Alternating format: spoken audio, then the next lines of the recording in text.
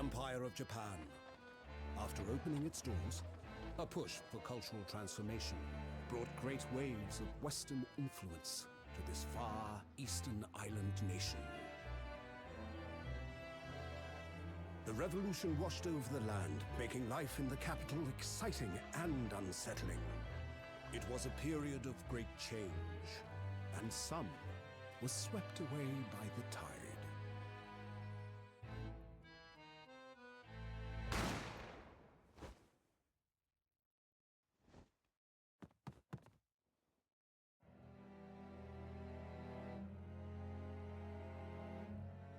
But for one man, the turbulence of that era was just the beginning of an extraordinary story.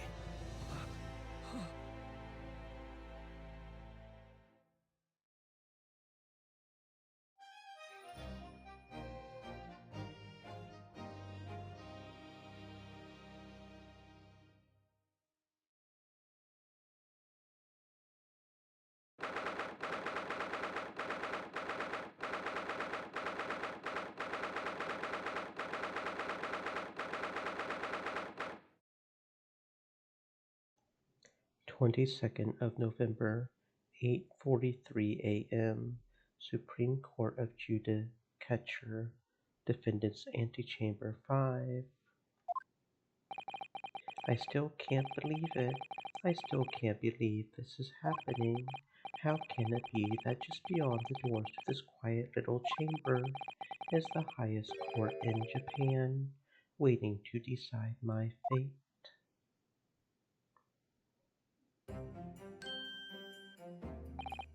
What?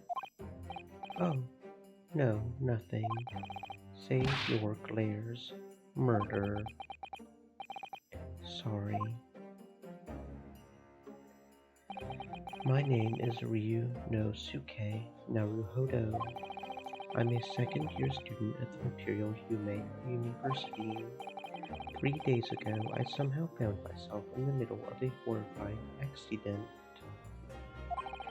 And now, here I am, awaiting my trial. That's enough. He's not obliged to listen to such abuse, officer. And who are you? And I'm this man's lawyer. I'll be defending him today. Lawyer? Yes, and until the judge has given his verdict on the case, no one has the right to treat him as a criminal, so you will hold your tongue. Technicalities. Look at you. You haven't even graduated yet.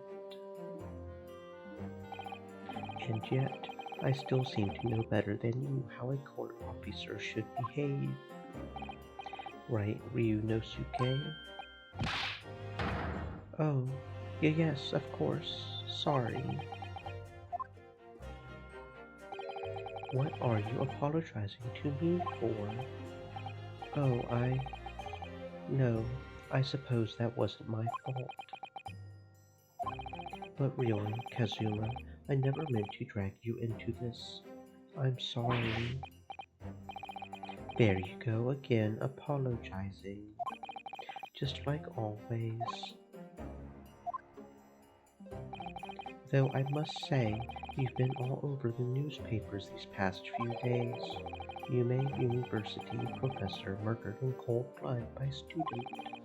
But obviously, you didn't actually do it, did you? Of course not. You have to believe me. I didn't do it. I could never murder someone. And there's nothing to worry about. Straighten yourself up. Hold your head high. You mean? I believe you. I know you're innocent, Ryo no Suke.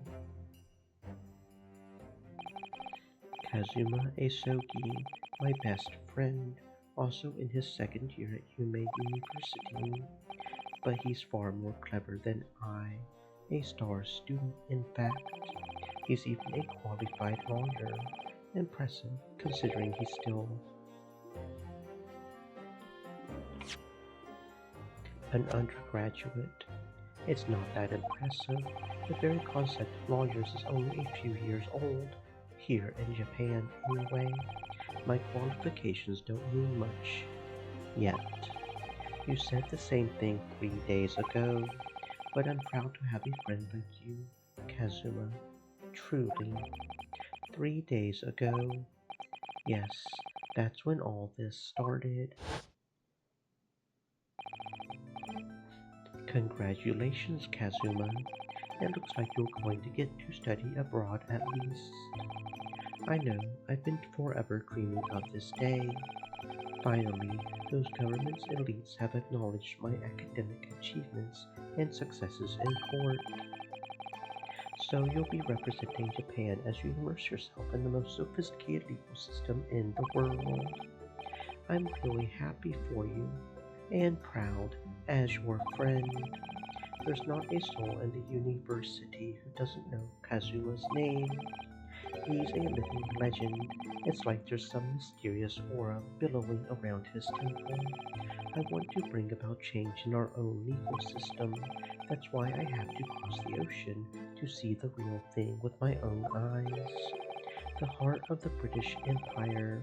I wish I could see it too. Then come with me. We would have a wild time tearing up the streets of Her Majesty's City of London together. If only it were that simple. Oh dear, look at the time. I had better be going. All right, I'll see you later. I think I'll stay and enjoy this place a while longer. Good idea. After all, it's not every day you get to visit a high-class Western restaurant like this.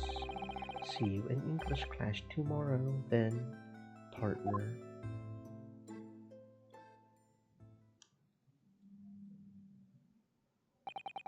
It was straight after that. That's when it happened. Asogi, may I have a word?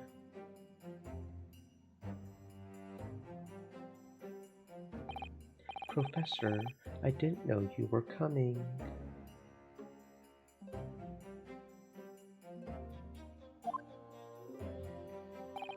Well, this case has personal significance to me.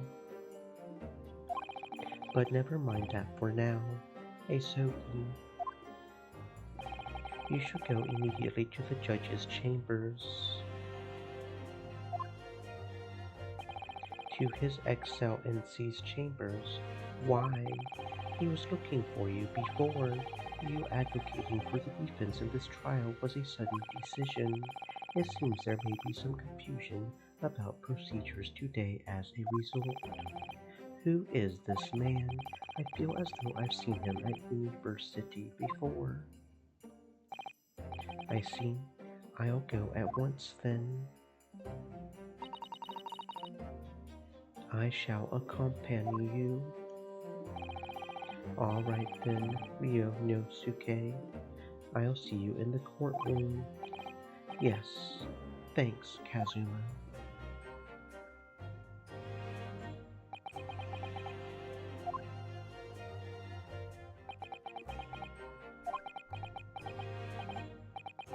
This is awkward. If I may. Yes, sorry. You must be the defendant, Ryonosuke Naruhodo, I believe. Yes, that's right. My name is Eugen Mikotoba. I'm a professor of forensic medicine at Yume University. Professor Mikotoba, I've heard that name from Kazuma before. As I recall, he's been pushing to get the government to agree to Kazuma studying abroad. Isoki has told me about you. You and he are best friends, I understand. As such, I feel you should know. Know what? Well, as you've no doubt heard, Isoki has been granted permission to go and study in Great Britain.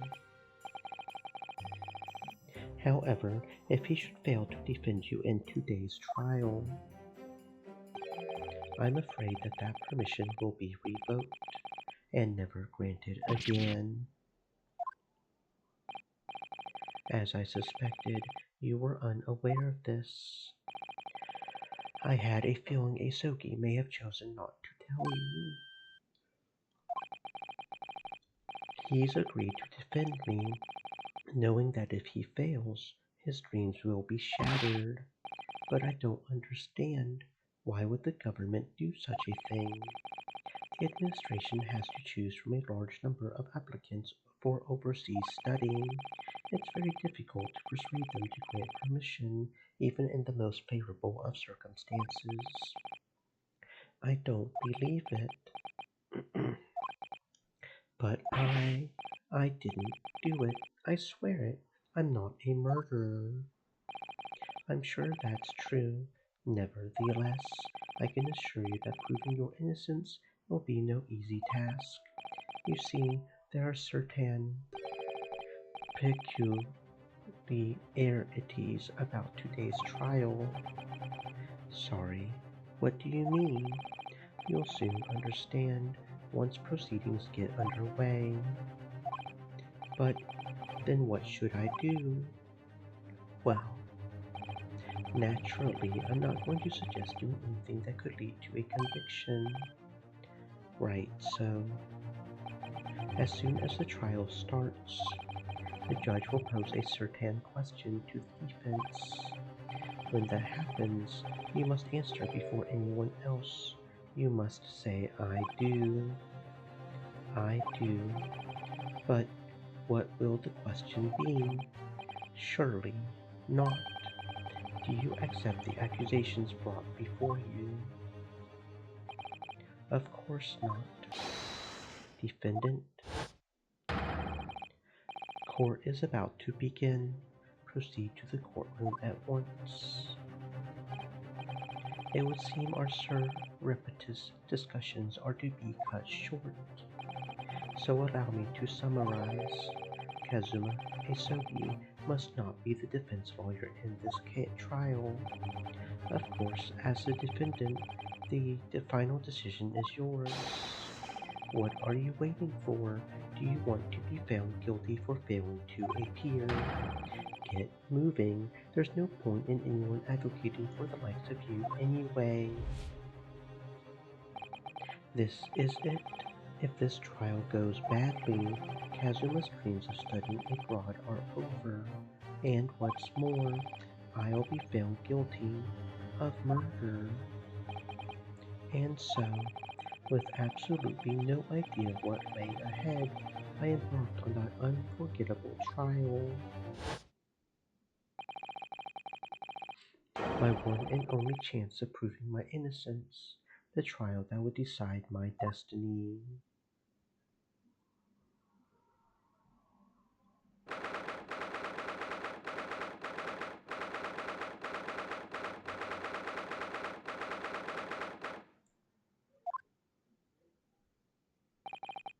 So this is a courtroom. The Supreme Court of Judicature. No court in the land has more power. I don't much like the look of those people sitting in the public gallery. Lots of military and other uniforms in there. The powers that be have demanded that this be a secret trial. A secret trial? A trial that's closed to ordinary members of the public. Only military and government officials may attend. What? But why? It'll become clear in time. But for now, you need to concentrate, Ryonosuke. It's about to begin.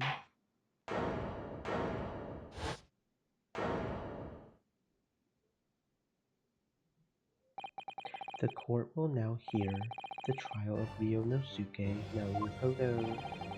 The prosecution is ready, Your Excellency, as is the defense. Before we begin, there's one point of order I would like to confirm. Yesterday evening, the defense made a last-minute request for a change of advocate. That's correct, Your Excellency. I made the request myself. Normal procedure is for the defendant's advocacy to be decided 2 days prior to trial. As this is an unusual circumstance, I am obliged to ask for final confirmation now. Who advocates for the defendant in this trial? This is it. This must be the question.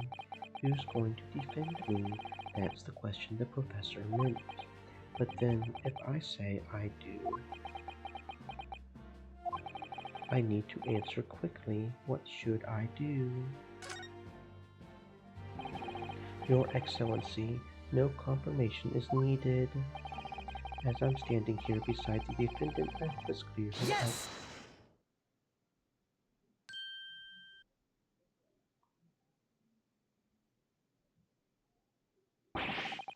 What is the meaning of this unruly outburst? I would like to inform the court that I, Ryonosuke Naruhodo, will be defending myself. You'll be... What? What are you playing at, Ryonosuke? Professor Mikotoba told me everything just now before the trial. He did what? He said that your claims of studying abroad would be dashed if you were to lose.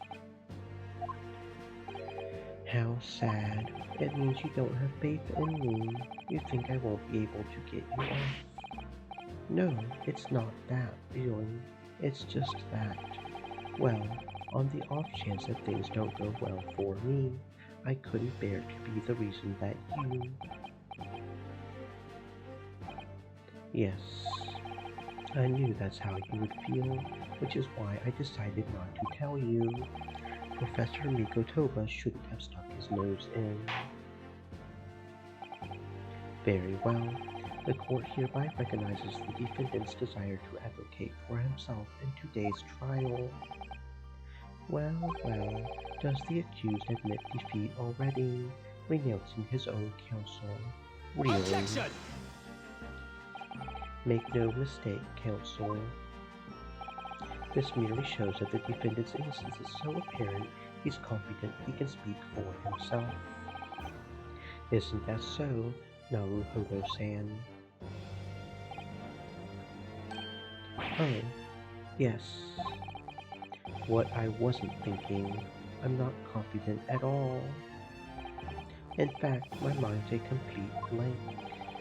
I realize you're in charge now, but still, try not to look so bewildered. Well, for a mere university student to be brought before the Supreme Court,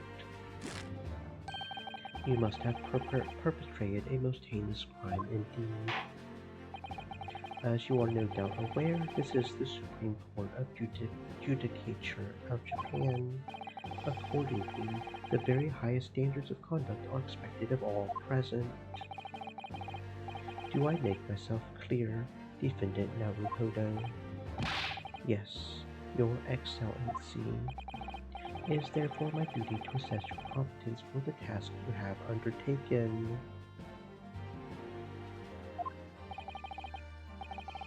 My competence? What does that mean? He's questioning your ability to do the job.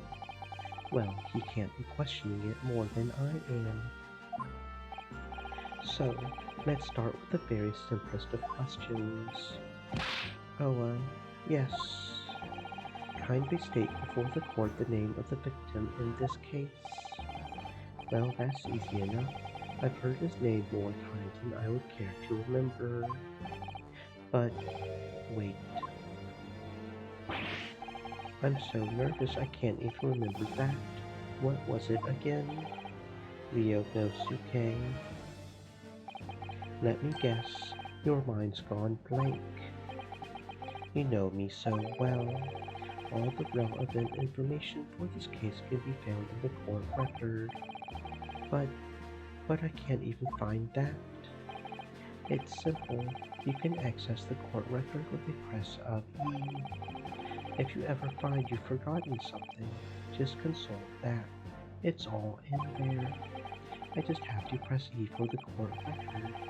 Alright, there's no time to lose.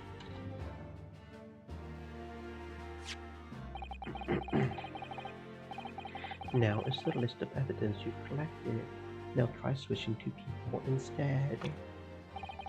You'll find details about the victim in here. When you're done, just press C to go back.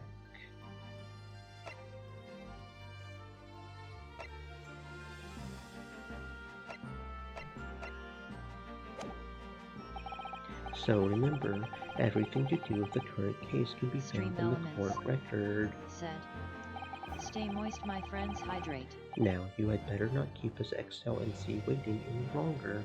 Go on. Find the victim in the people section of the court record and press R to present. Try it now. Yes! The victim's name was Dr. John H. Wilson. Well, at least you can remember the name of an esteemed member of your own university. Dr. Wilson was a visiting professor from England, invited to UMA University 3 years ago. Indeed, which is the reason why this case has such profound implications. The British Empire is at present our country's most valuable foreign ally, and as most of you will be aware, we have just signed a new treaty together after lengthy negotiations. There can't be anyone who hasn't heard of the Anglo-Japanese Treaty of Friendship and Navigation. And yet, despite these delicate circumstances, the blood of an Englishman has been spilled on our soil. You two are both undergraduates at the Imperial University, are you not? Murdering a professor from the very institution that provides your education. Have you no honor? But I didn't do it. This case is coming under grave scrutiny from our allies on the other side of the world. The court therefore wishes for a speedy resolution to this matter. In other words, our feeble government is scared of upsetting England's policy makers. And you're a convenient and expendable scapegoat to blame for this crime. So that's why this trial has these unusual peculiarities, is it? Our government needs to convict someone as quickly as possible, all because the victim was an Englishman. Yes, Dr. Wilson was an Englishman. But nationalities and treaties won't make any difference for me here. The fact is, I was there at the scene of the crime. Oh dear, look at the time. I had better be going. Alright, I'll see you later. I think I'll stay and enjoy this place a little longer. Good idea. After all, it's not every day you get to visit a high-class Western restaurant like this. See you in English class tomorrow, then, partner. The British Empire. Wow, it's incredible to think. Wait.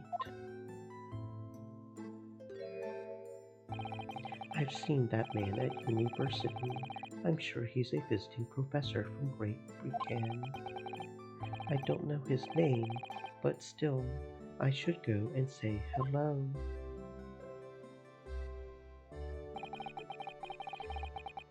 So I went over to the professor's table and introduced myself to Dr. Wilson. Now then, let me pose my next question to you, Defendant Naruhodo. Yes, your Excellency. How did this professor of medicine, Dr. John H. Wilson, lose his life? State before the court the cause of death. The cause of death? Well, obviously, that was Ryonosuke. Remember that in court, every assertion must be backed up by evidence. By evidence. But how? Find the piece of evidence that shows the professor's cause of death and select. Present. Do it now.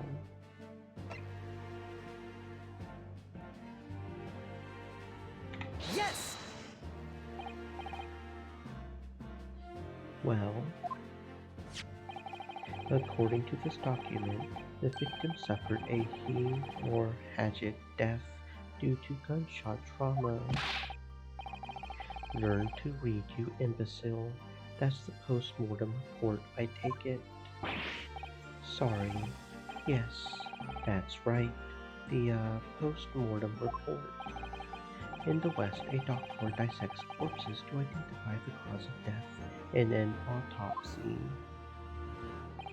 But here in Japan, a police officer merely inspects the body and draws conclusions that way. Oh, I see. As long as I'm not going to be tested on any of this later. This is a so-called photographic print of the scene of the crime. You can clearly discern scorch marks around the bullet hole produced by the powder explosion. In other words, we should assume that the victim was shot at close range. Thank you, counsel. The court will accept this modern scientific evidence into the record.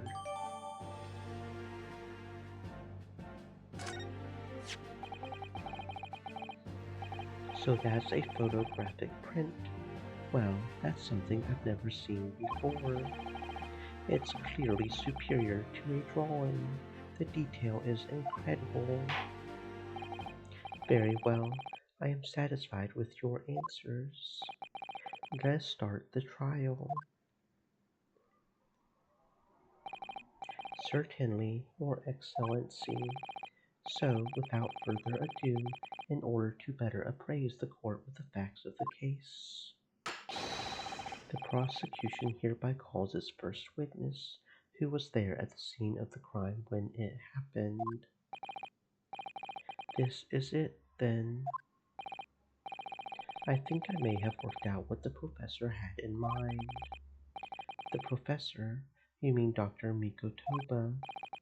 Yes, clearly you're the defense lawyer today, not me, but that doesn't mean... Well, I can still act as your assistant. Of course. When he was speaking with me before, he simply said, Kazuma Isogi must not be the defense lawyer in this trial. He really has been sticking his oar in, hasn't he? Maybe, but any help you can give me would be greatly appreciated, Kazuma. Well, my first piece of advice is rein in that crazy look of bewilderment and control the cold sweats. Only if you rein in that crazy headband and control the cold stares first.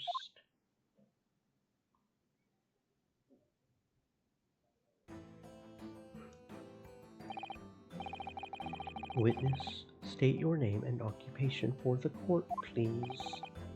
Of course. My name is Satoru Hosonaga.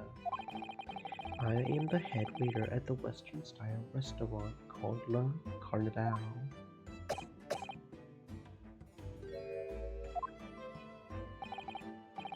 Are you alright? You seem to be coughing up some,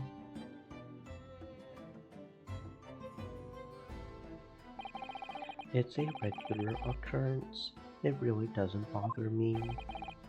Well, it really should. As everyone knows, the capital's southeastern quarter was developed for foreign visitors some years ago. It's become a very fashionable district now, full of hotels to accommodate overseas guests. This grim crime occurred in one of the district's so-called restaurants, an Occidental eatery, 3 days ago.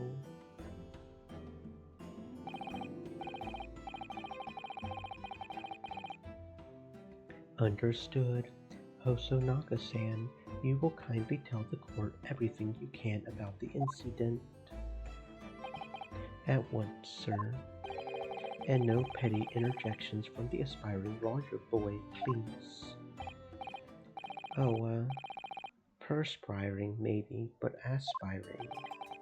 It was just after 2 on the day in question. We have few dinners at that time of day. The lunchtime rush was over, and there were only 3 tables still occupied. That fits in with my memory of it too.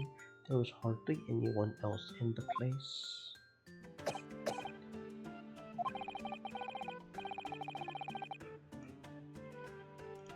It was when I was in the kitchen, putting away crockery and cutlery. A gunshot rang out, so I hurried out to the dining area to see what happened. I found the victim, an English gentleman, slumped in his chair, and standing immediately beside him, gun in hand, was the accused university student. Yes! Hold on, let me just clarify something here. While I did pick up a gun that I found lying on the floor beside the professor, I didn't shoot him. I believe I asked you to refrain from petty interjections. The court wishes to listen to the witness's report of what he saw. You amateur. But the next time you interrupt at an inappropriate time, you will be penalized, Defendant Naruhodo. Don't worry, Ryonosuke. You will have your chance to fight back.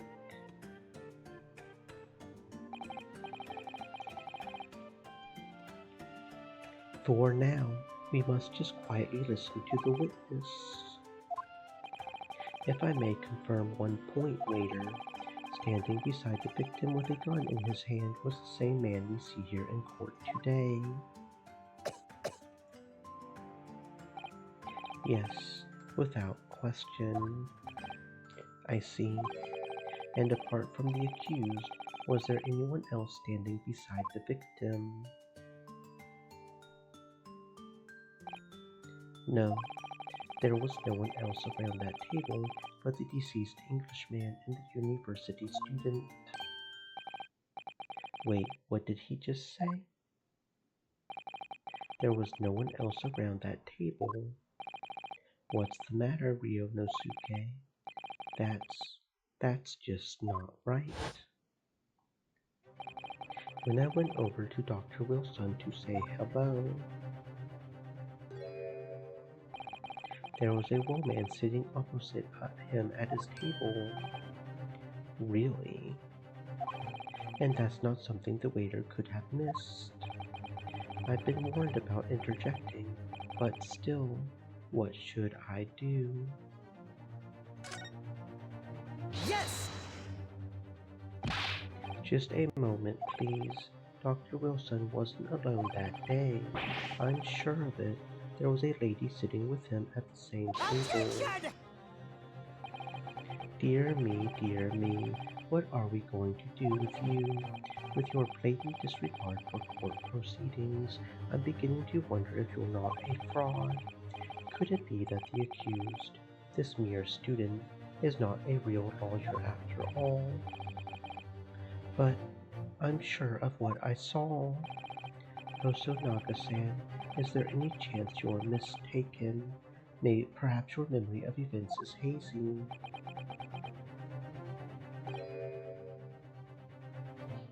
No, the deceased gentleman came to dine alone. I don't believe it. I actually have a rough plan of the restaurant as it was that day. Please have a look if you would like to. Let me see. A sketch of the establishment's layout drawn by yourself, I presume. That's right. I'm afraid I used the back of my business card. It was a turbulent situation. However, as you can see, the gentleman in question was seated alone.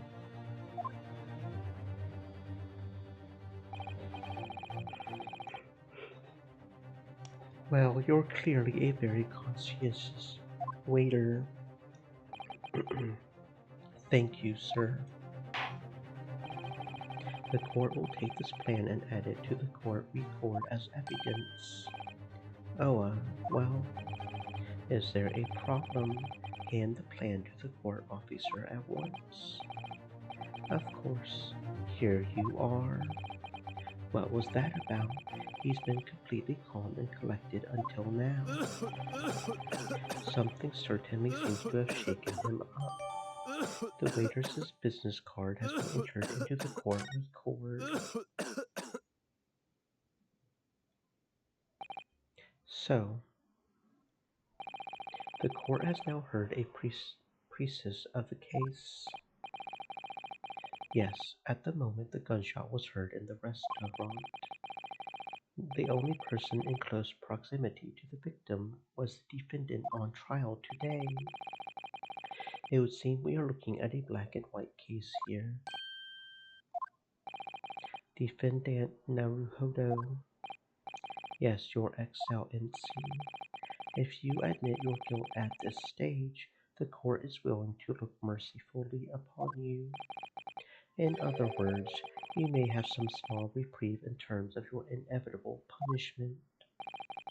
I called this waiter as an unsworn witness in order to explain the details of the case to the court. But I must warn the defense, if you are determined to pursue matters further in this trial. The prosecution has decisive evidence from sworn witnesses who were present at the scene of the crime.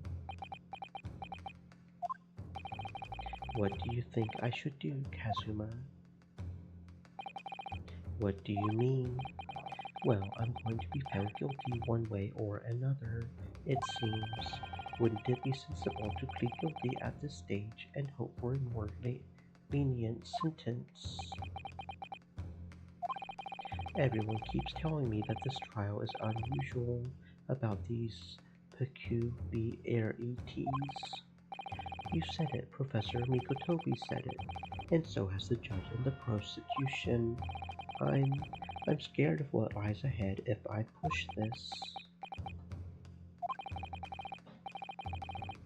As I said from the outset, I believe you're innocent. I trust you. And yet, despite knowing that, you're willing now to throw that trust back in my face. Is that it? What? If the accused is in fact innocent, then a defense lawyer is duty-bound to prove that innocence by whatever means necessary. Are you just going to abandon that duty? Are you going to give up on yourself? The battle hasn't even begun yet, Ryonosuke. The defense pleads not guilty, Your Excellency. We invite the prosecution to stop making empty threats and bring out its witnesses. Then we'll see just how decisive this evidence really is.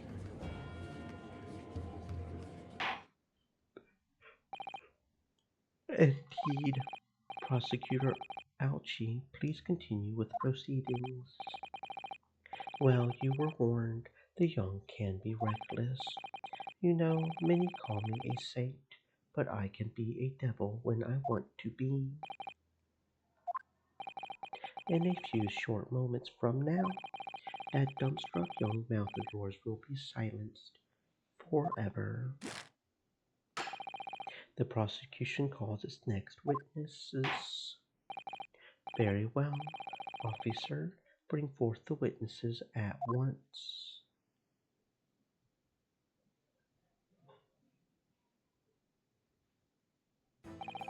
Witnesses, kindly state your names and occupations for the court.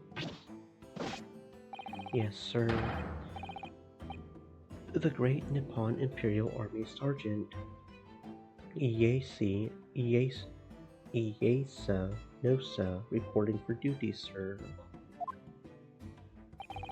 Myself, I find employ as a purveyor of fine articles of antiquity from the efflorescence of our nation, Nippon, and conduct my trade from Rasute, a humble premises in the 2nd District, Kyu Ryo Kurei Kuta at your service. An antique dealer and a soldier, what an unusual pairing. Both of these gentlemen were present at the restaurant the day in question. They must be the diners at the other table that the waiter mentioned. Myself, I habitually take tea of the most exquisite aroma at the establishment in question, always past noon, and not infrequently converse with interested parties regarding the curios with which I make my business. I can't understand a word that old man is saying. He's an antique dealer, and it sounds like he's a regular at La Carnival. He seeks out potential customers who may have an interest in antiques and tries to sell his wares to them. He obviously targets La Carnival because it's a high-class restaurant with rich clientele. Right, I see. Although, to be honest, that sergeant looks more like he would be a seller rather than a buyer. Now, you both witnessed the precise moment of this most atrocious incident. Is that correct? Affirmative. The enemy unit was seen attacking the foreigner in what can only be described as an act of war. Sir. It was that black uniformed rogue infantryman over there who unloaded his firearms, sir. This man's as impossible to understand as the other. But I'm almost sure I heard a strange noise during that last thing he said. So, this is the decisive evidence the prosecution was threatening. The soldier is claiming that he actually saw the precise moment you shot the victim dead. Yes. Well, are you starting to feel uncomfortable? If I'm honest, I was feeling uncomfortable from the start. Now, the court will hear your formal testimony, please. You will state everything you saw at the precise moment that the incident occurred. Sir, yes, sir. Standing by, ready to report, sir. Unsavory memories of a most acerbic afternoon.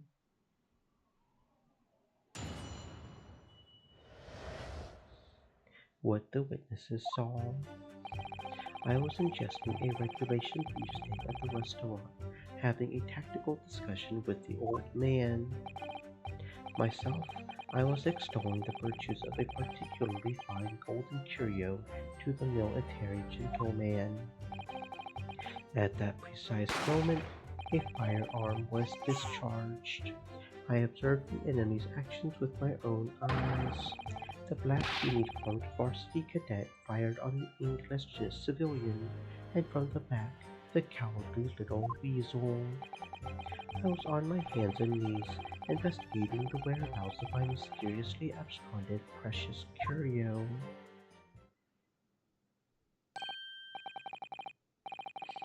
Well, so you, Sergeant Nosa, actually witnessed the fatal moment. You saw the split second when the defendant fired the weapon at the victim. Yes, sir. Affirmative, sir. That wicked university cadet, sir. The cruel and unforgivable enemy. What time we live in, when an English gentleman may be assailed in the broad light of day. But this is ridiculous. I didn't shoot anyone. Is that really true, Ryonosuke? Yes, all I did was pick up the gun that I saw lying on the floor.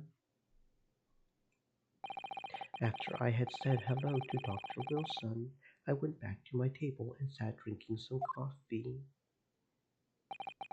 Then, when I had finished, I got up from my seat to leave the restaurant when I noticed an English-made gun next to the chair where the professor was sitting.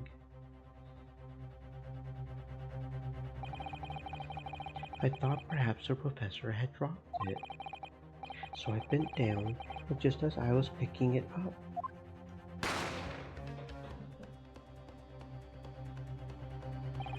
well, if that's the truth, there was obviously a criminal on the scene somewhere.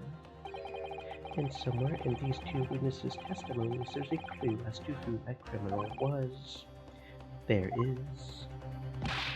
Ryonosuke, you must exercise your right to cross-examine the witnesses. cross-examine. Do it now. As we have heard, Your Excellency.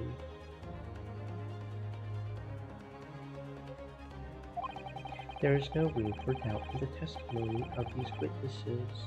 The defendant is clearly guilty.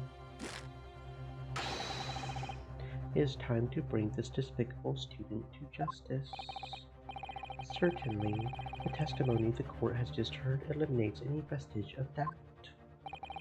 Therefore, it is my grave duty to declare Yes! the verdict.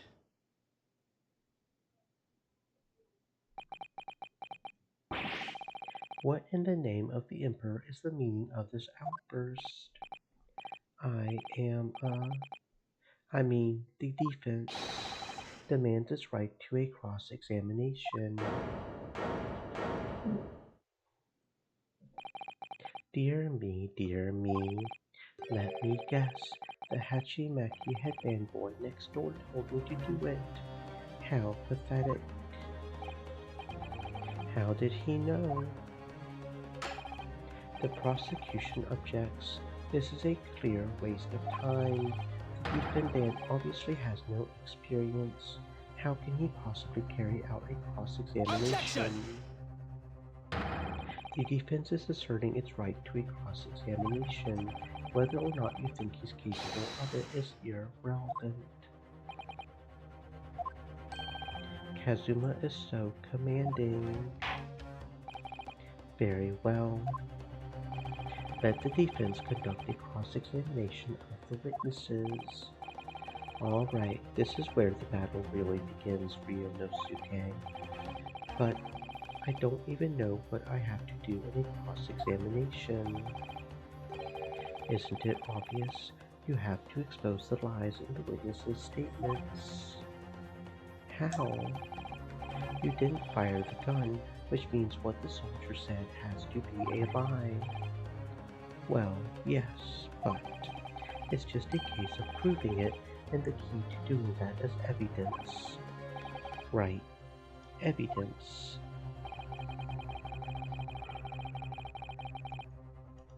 All you need to do is present some decisive and indisputable evidence that proves the witness is lying. Now let's go, Ryonosuke. Don't let them beat you. Alright then, it's all or nothing.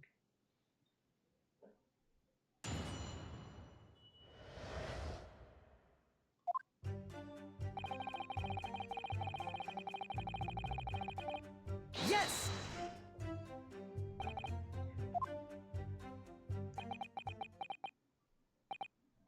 Why aren't you saying anything? Is this some new interrogation technique?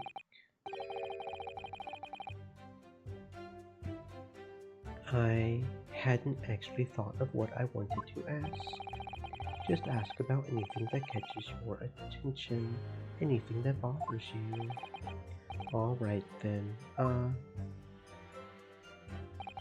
this beefsteak you mentioned, what kind of food is that? Beefsteak is a delicious cut of veal, vigorously cooked on a cast iron grill and served piping hot. Oh, if food could receive medals of honor, beefsteak would be almost as highly decorated as a cutlet. Right, I see. Thank you, sir. So, next question.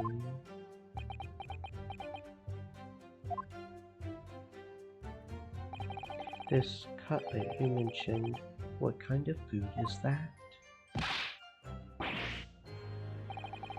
Cutlet is a delicious cut of veal tossed in breadcrumbs and deep fried in cooking oil. Accept your guilty verdict, atone for your crimes, and when you're released from prison, try it. Yes, sir, I will, sir. On the double, sir. Sorry to interrupt, but how about trying to stick to questions that are relevant to the case? Sorry, I'll do my best. So, next question. Is it just me, or do you keep hearing a sort of whack crying? Negative. Well, at least we've learned that he's a big beef lover. Affirmative. It's not easy knowing what questions to ask.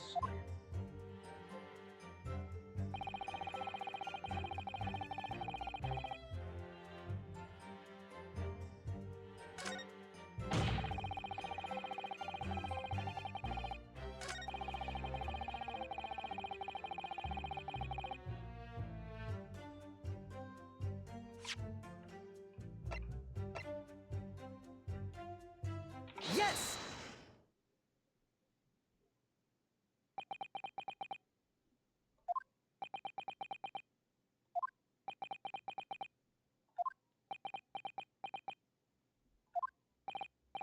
What? What are you playing at, cadet? What is the meaning of the subordination, thrusting some photographic print in my moustache? In inconsistency, sir. I mean, yes, there's a clear inconsistency here. What nonsense. What can this print possibly tell us that we don't already know? Well, obviously, that, I know what I want to say, but the words just won't come out of my mouth. I think this proves beyond any doubt, your excellent scene, that there is no place for an amateur student here in this grand courtroom.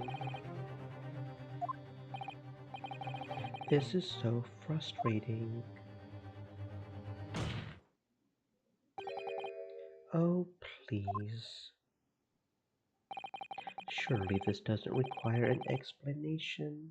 It couldn't be more plain. To spell it out would be an insult to the court. Kazuma, what? What are you talking about? It's apparent from a single glance at the photographic print presented by the defense that there's a clear discrepancy here with the sergeant's statement. What? Sergeant Iesa Nosa. Yes, sir? What, sir? The statement you just made was this. The black uniformed varsity cadet fired on the English civilian, and from the back, the cowardly little weasel. Yes, sir. Affirmative, sir. I witnessed the crime with my own military-grade eyes, sir. Yes! But no, that just can't be. And why not, cadet? Because...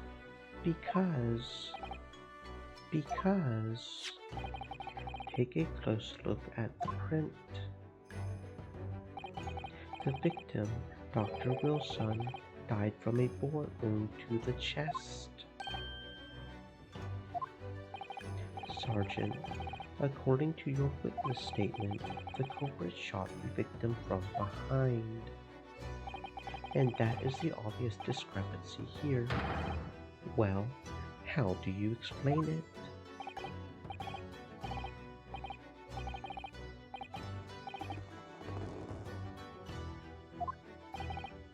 What the...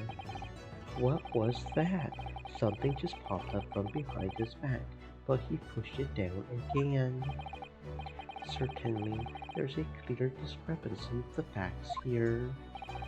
Would you not agree, Sergeant Nosa? Yes, sir. At this juncture that would appear to be indisputable. Until the moment I heard the firearm discharge, my eyes were firmly fixed on the delicious La Carnival steak, sir. What? The last testimony the court heard has proven one thing beyond all reasonable doubt. This witness, Sergeant Iesa Nosa, did not see the defendant firing a gun at all. If that's absurd. I think the conclusion we must draw is simple. There is no place for an amateur prosecutor here in this grand courtroom.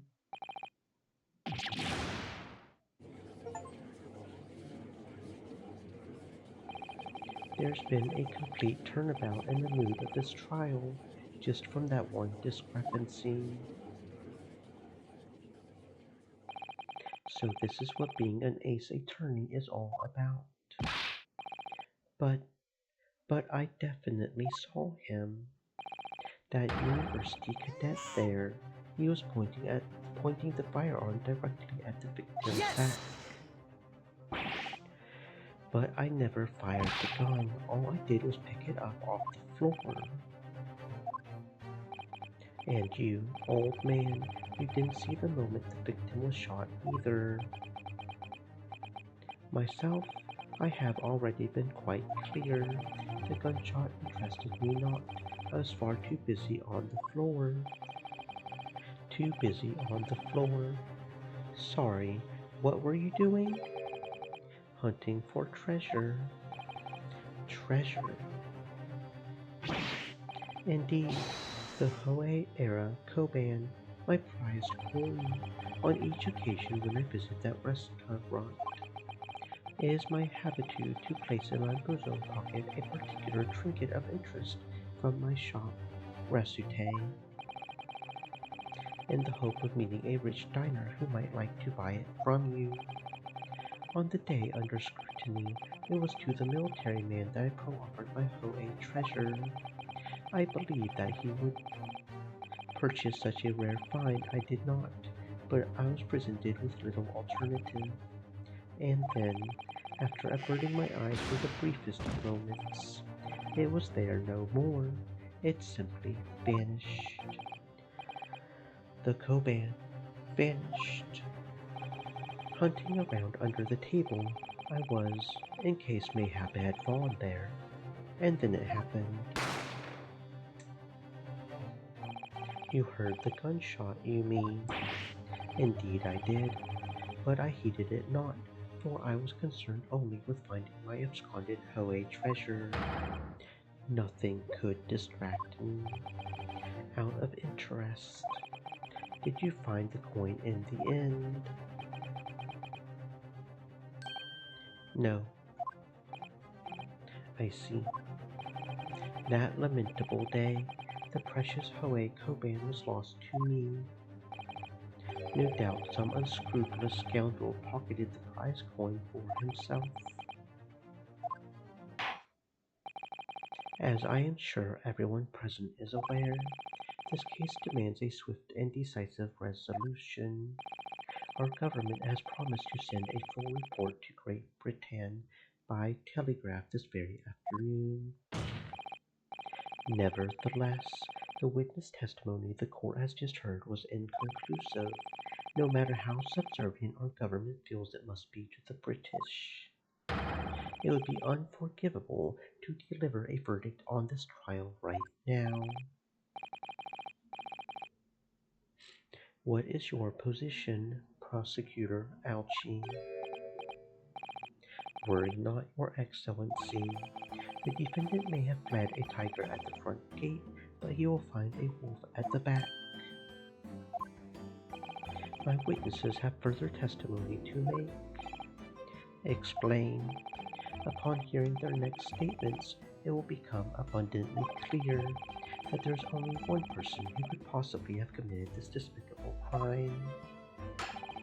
The equally despicable defendant, Ryonosuke Naruhodo. What? He really seems to have a despicable opinion of you, doesn't he? Very well. The court invites the witnesses to testify again. We will thoroughly explain the reasoning behind the prosecution's allegation. Is that clear? As clear as Kiriko glass, Your Excellency. Yes, sir, at once, sir. Awaiting signal to testify, sir. Excuse me, but there's something, or someone, peeking out over your shoulder, I think. Affirmative. The newest member of the Nosa family to rise up through the ranks, sir. Name, I do. It would seem those straps are a sign of the sergeant being too strapped to afford a nanny. I do. Tension. Your father is about to quell the enemy. Watch and learn, my boy.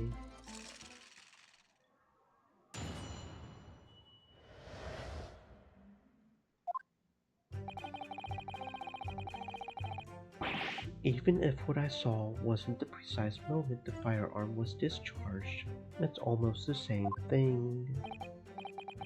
Yes, pointing his gun at the foreign man, he was, that young lad in black. That much I myself did see.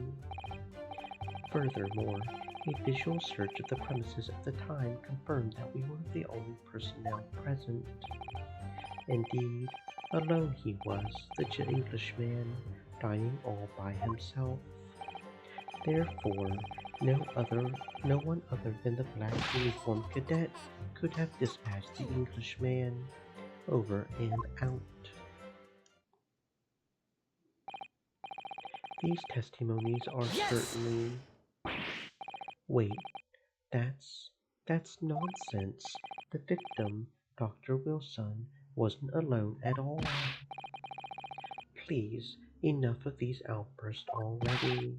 But there was a woman. There was a young woman at his table. You must have seen her.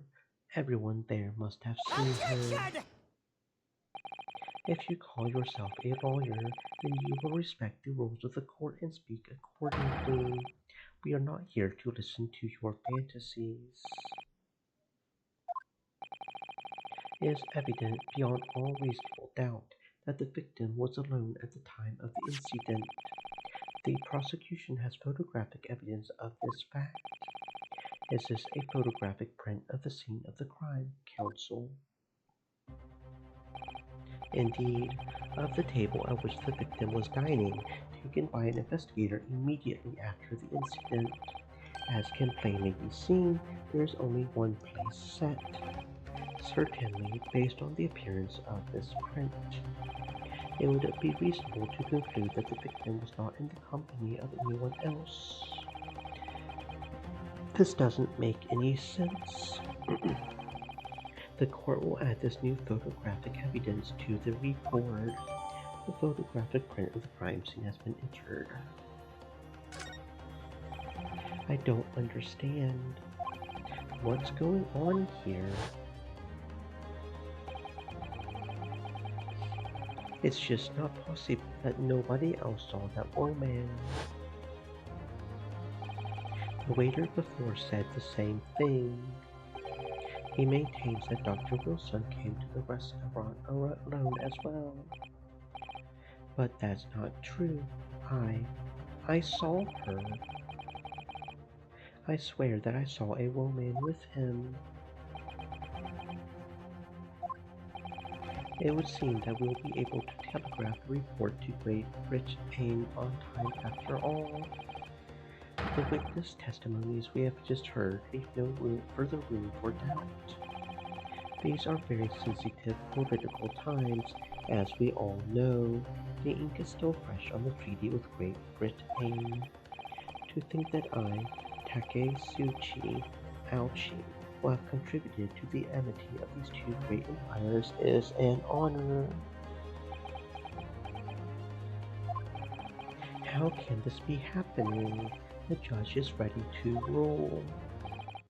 Stand tall, Ryonosuke. It's not over yet.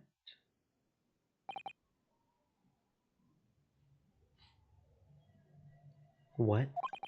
If what you say is true, then there's something going on here behind the scenes. And now's your chance to expose it, to draw out the truth in your cross-examination. I don't know, Kazuma. The defense is entitled to cross-examine the witnesses, but make it quick. Understood? Rules can be so unbending at times.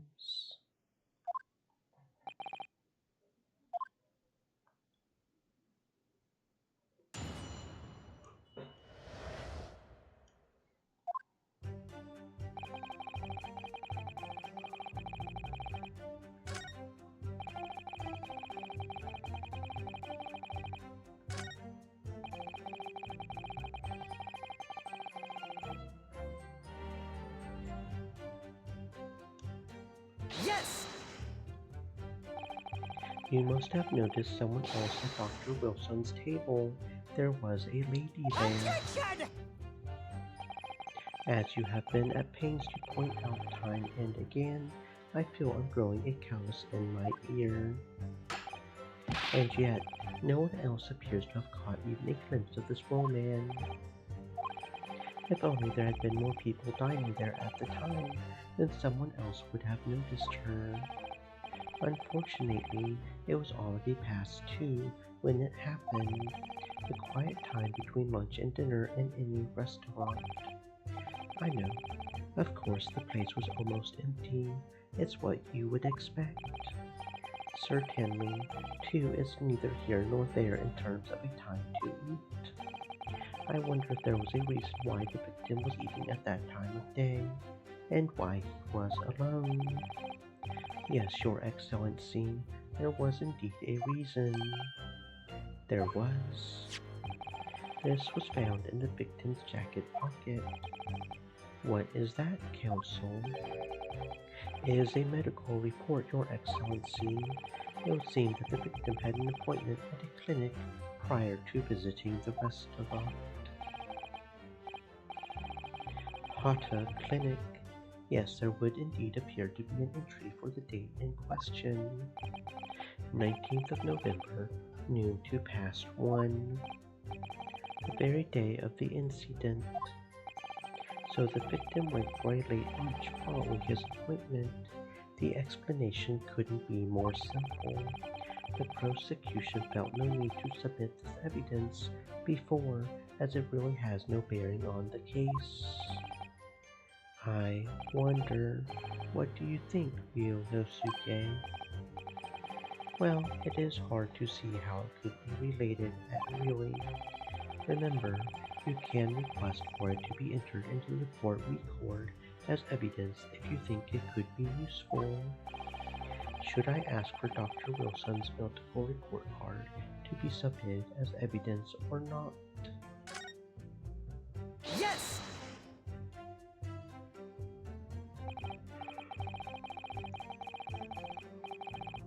If I may, I would like to ask for that medical report card to be submitted as evidence, Your Excellency. On what grounds? The court has already heard conclusive witness testimony. Additional evidence would be extraneous. Not to mention that the victim's movements prior to his arrival at the restaurant are of no concern. Whether or not they are of concern is up to us to decide. We have a right to explore all possible avenues. I beg your pardon. You have no authority to refuse a perfectly valid request for the submission of evidence. Very well, the court will grant the defense's request. Youngsters these days are forever asserting their rights. It's a most disturbing trend. Officer, kindly add the victim's medical report card to the court record.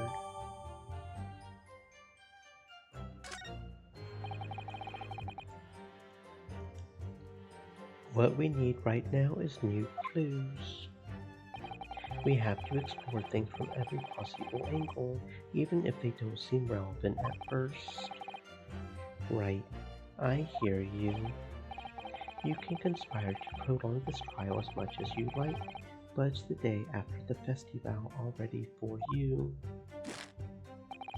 Or perhaps you had forgotten that these witness testimonies leave no room for doubt. Feel free to reiterate for the accused, Koei Kuda-san.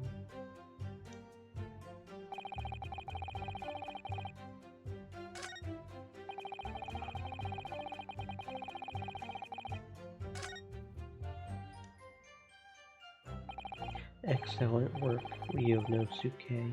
We've gleaned some new information now. Well, yes, but I don't feel like it changes much. I can't see that brings any real discrepancies to light. I wouldn't be so sure. Let me see that medical report card you got before. You mean this? Yes, this is a brand new piece of evidence, so perhaps we should examine it in a little more detail. How? You'll notice that some pieces of evidence bear a magnifying glass. These are the ones you may examine. Press space and you can take a closer look at the piece in question.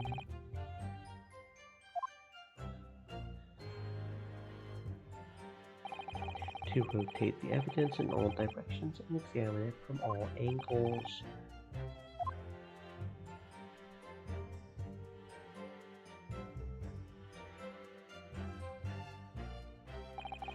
You can move the crosshairs around to hunt for clues that may have been missed before. If the crosshairs start to pulsate, press space to investigate further. So, partner, I think you should take a closer look at this medical report card. See if there isn't something new to be learned by examining it in more detail. Alright, I'll see what I can do.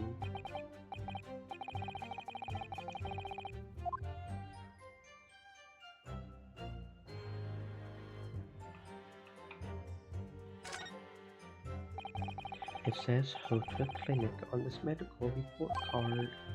I hate clinics almost as much as I hate hospitals and surgeries. Aren't they all the same? When I was 5, I caught the only cold I've ever had in my life. And I remember, even though I felt awful already, I had to have this hideous injection in my right arm. I'll never forget it. Never in my whole life. Most people would give their right arm to have had only one cold in their whole life.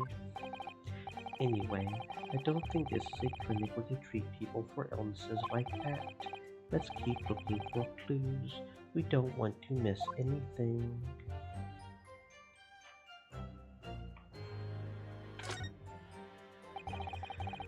It looks like this medical report card was first issued quite some time ago.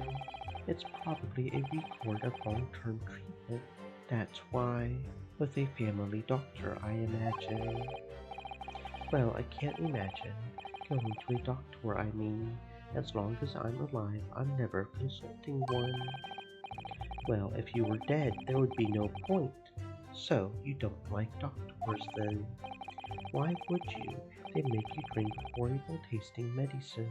They give you painful injections, and then they demand lots of money from you for the privilege. All when you're at your lowest ebb. You sound like a model patient, with a bad case of stubbornness no less, for which the only cure is very bitter medicine indeed.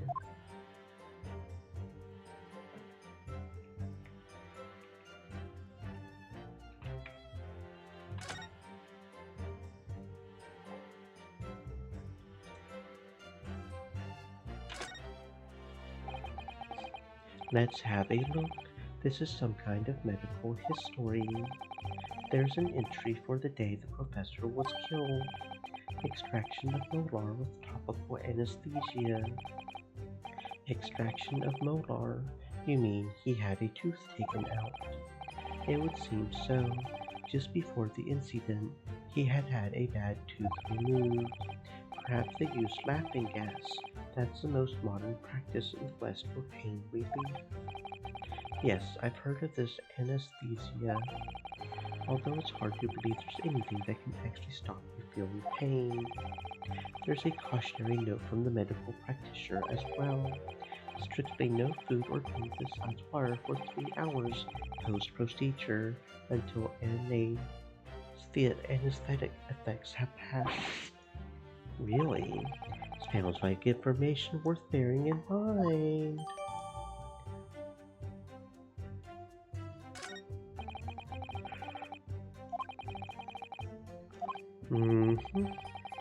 I think it's time we listen to the testimony again, don't you? Definitely.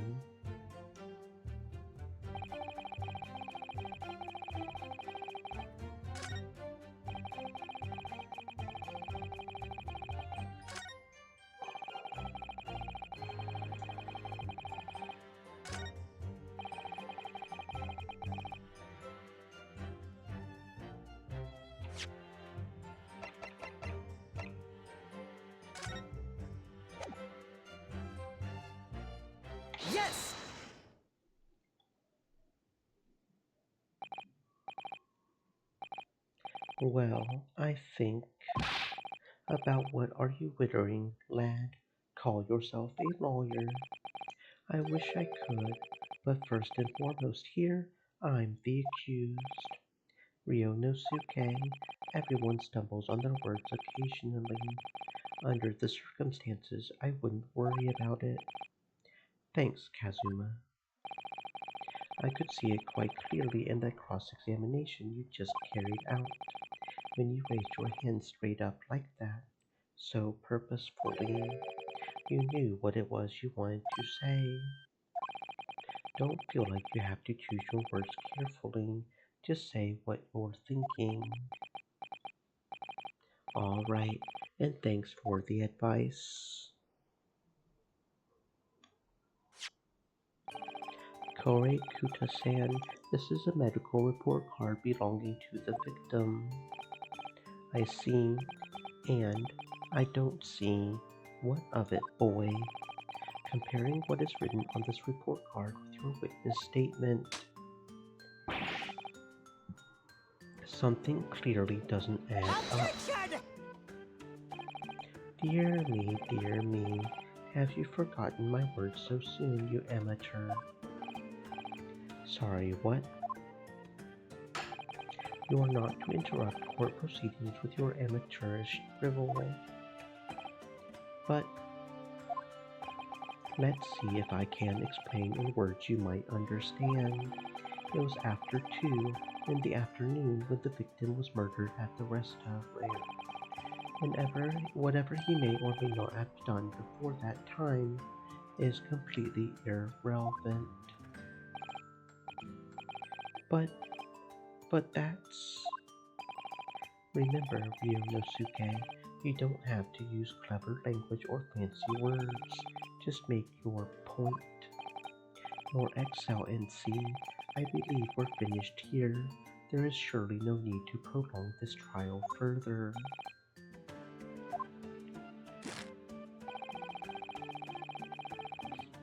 The witness testimonies the court has already heard have been clear and concise. This medical report card has no bearing on the matter at all, for the simple reason that there is no one else besides this pale-faced pupil who... This medical report card has nothing to do with the case. Do you really believe that? That outburst half petrified me, boy. Of course I believe it. How could it possibly be relevant? Perhaps because Hata Clinic, which issued the report card, is a dental clinic. A dental clinic. Is that supposed to mean something to me? Perhaps if I told you that the victim had just had a tooth extracted. What's this now? And furthermore, if I told you that as a result, the victim had been forbidden from eating.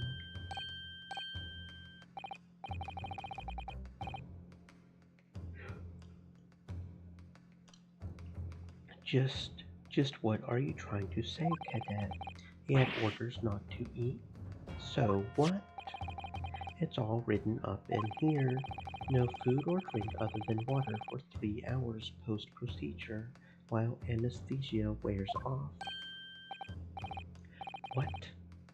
No, that can't. Korei Kuta-san. What, boy? What?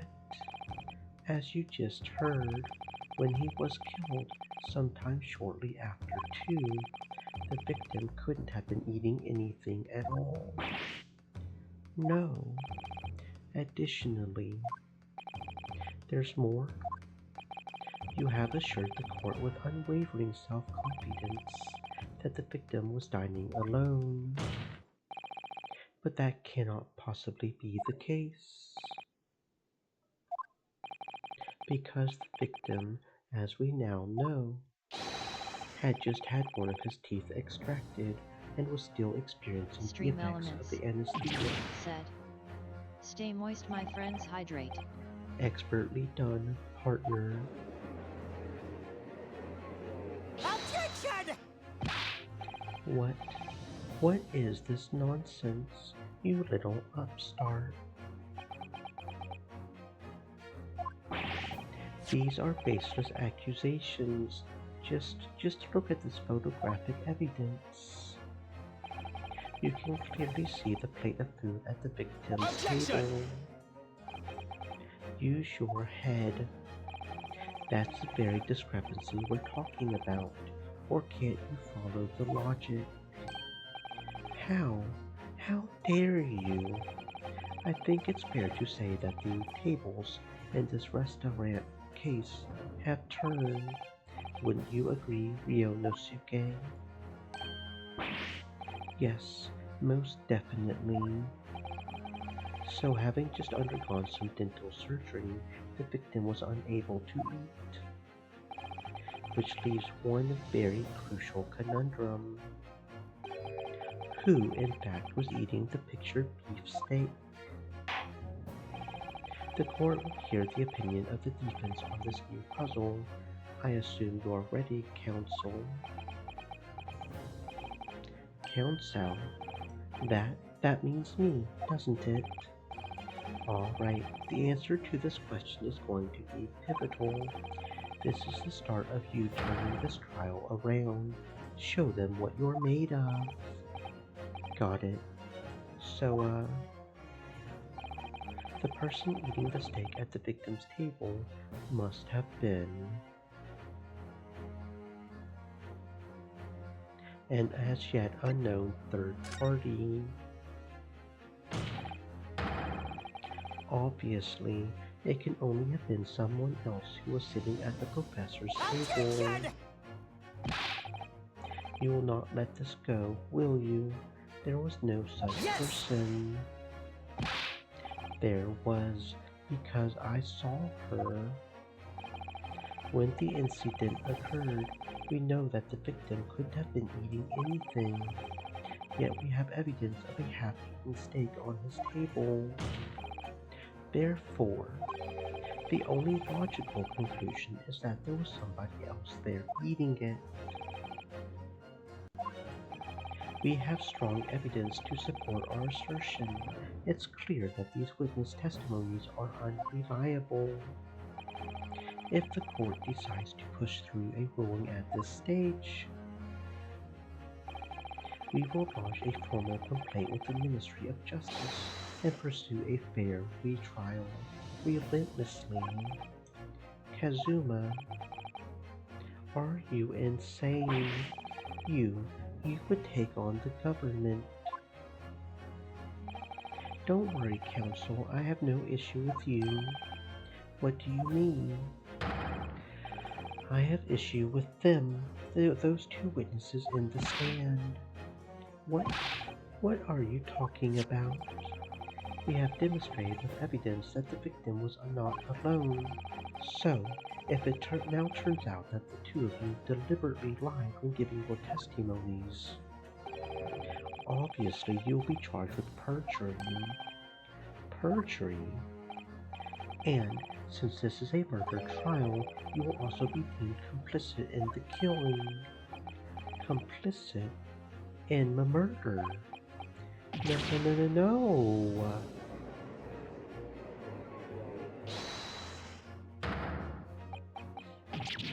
Negative. There was no mention of this at the tactical meeting. I was just following orders. That's right, as the man says. Just say you never saw the gentlewoman. That's what they, told us. Oh. What? What did you just say, Korekuda-san? Oh, no. You were just following orders. Now hold on, lad. I was, Say you never saw the gentlewoman. When you say gentlewoman, do you mean you saw the victim with a lady from overseas? What? Objection! What? What is the meaning of all this? These witnesses gave false statements. Is this true, you pair? Just one, just one simple slip of the tongue. Order, order. Counsel, explain what is going on here. It's painfully clear now. You tried to prevent these witnesses from telling the truth. Absolutely not. The prosecution knows nothing of this. Then who's behind this? Who tried to make you keep your mouths shut? Well, that's classified. So you're prepared to be tried as a conspirator to this murder, are you? You wouldn't. This can't be happening. Rio no Suke. Judging from the way they're reacting to this, I would say they were sworn to silence by someone with considerable influence. However, I don't believe Archie had any idea about it. What are you saying? I mean, to wield that kind of influence, there are only a handful of possibilities. It could only have been the government, the military, or the police, I suppose. Well, any ideas about who might be behind this? If we can affirm who tried to silence these witnesses, then we can continue our pursuit. So we need to name whoever it was that tried to make the witnesses keep their mouths shut. Of course, we'll need evidence before we make any firm accusations. Evidence that proves whoever it was really did wield his or her power here. But how? How can we possibly? Remember how we made progress before? We examined this piece of evidence in more detail and found a new clue as a result. Oh yes, that's right. Well, that's not the only piece of evidence we have, is it? We need to re-examine everything and make sure there's nothing we've missed. There's no time to lose. Well, there is the business card.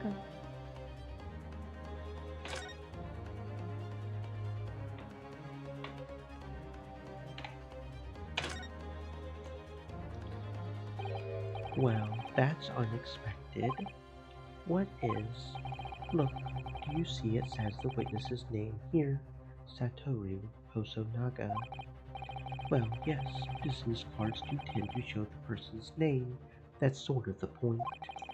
It's not the name that's unexpected, it's his job title. His job? Oh, Chief Inspector Satoru Hosonaga, Primary Criminal Investigation Division, Imperial Police Bureau. Inspector? What on earth? I have no idea, but let's face it, the police have a lot of power and influence. If they're wielding it somehow here.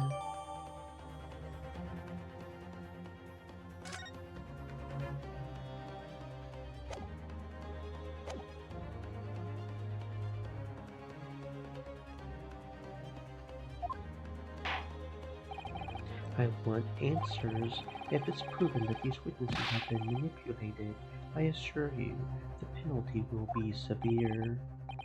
Please, wait, Your Excellency. I had no idea about any of this. I swear to every Shinto god. I knew nothing. And what does the defense have to say about all this? Well, Your Excellency, no time to think. I'm just going to have to close my eyes and shout out the first name that comes into my head.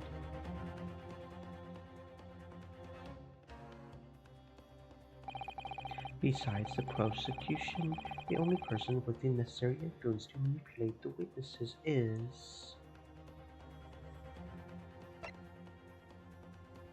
Yes! Well, surely that would be Satoru Hosonaga-san. Hosonaga-san, the waiter who took the stand earlier. Attention! What possible reason would the waiter have to make these witnesses give false testimony? Not to mention the fact that even a head waiter could not possibly have that level of influence. For once, I would agree with you. If, that is, the man truly were a waiter. What if he truly were? Come on, Ryonosuke. Time to hit this court with the truth.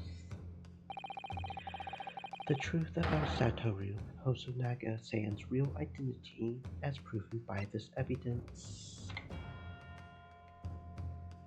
Yes! The plan of the restaurant sketched by the man in question. I agree it shows a great deal of attention to detail, but I'm not sure we can conclude anything. Sorry, Your Excellency, that's the back of the card. It's the back of the card that's of interest. I beg your pardon. Or perhaps I should have said the front. Yes, it's the front of the back of the card. That's where the detail is. Would somebody please explain what this overexcited student is trying to say? Hosonaga-san sketched the plan of the restaurant, and on the reverse side of his business card, the front of that business card reveals the man in question's profession, his true profession. The waiter's profession, but that's surely good gracious. That's right, Your Excellency. The card reads Chief Inspector, Primary Criminal Investigation Division, Imperial Police Bureau. What? The waiter is a police detective? I haven't heard any mention of this before. Why haven't I heard any mention of this before?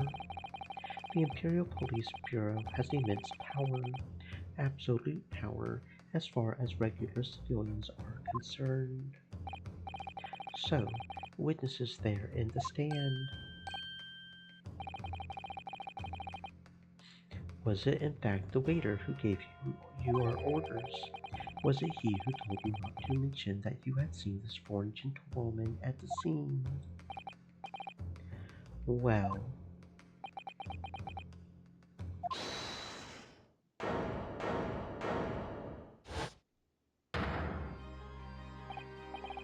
Inspector Hosonaga,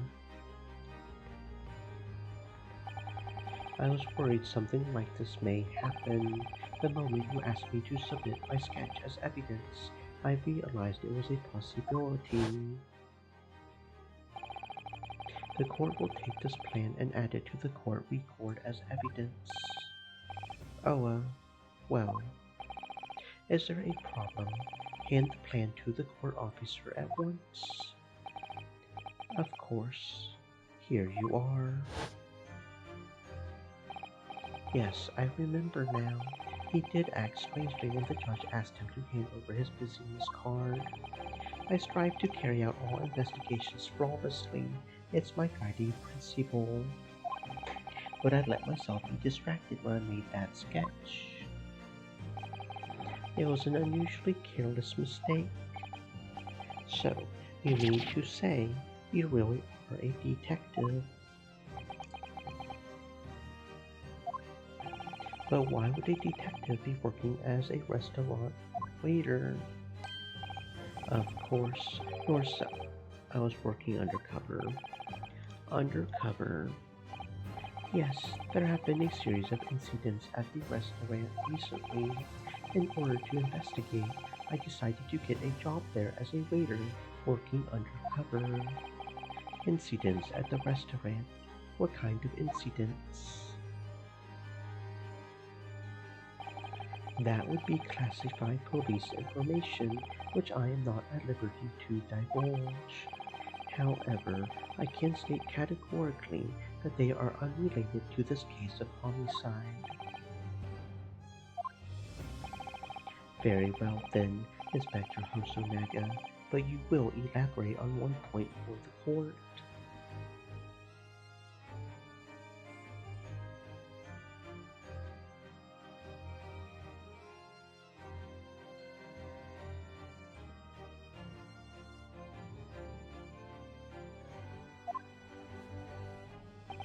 Of course, Your Excellency. We have just heard new information from the two witnesses beside you that at the time of the shooting, there was in fact another person present at the victim's table. If that is indeed true, clearly you would also have been aware of this person's presence, having served at the table in question. However, your testimony did not allude to this other diner. Therefore, I am led to assume that in your professional capacity as a police officer, you require these witnesses to be in agreement. Would that be correct?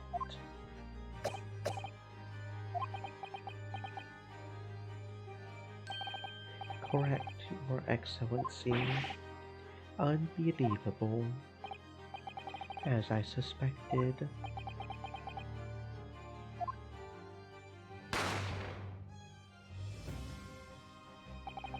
As soon as I heard the gunshot, I ran out of the kitchen to see what had happened. The victim sat slumped in his chair, and beside him, gun in hand, stood the accused student.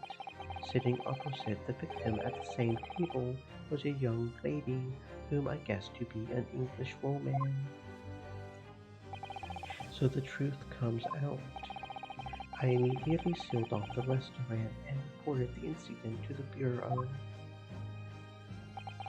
It was then that I received some special orders. Special orders, you mean to say?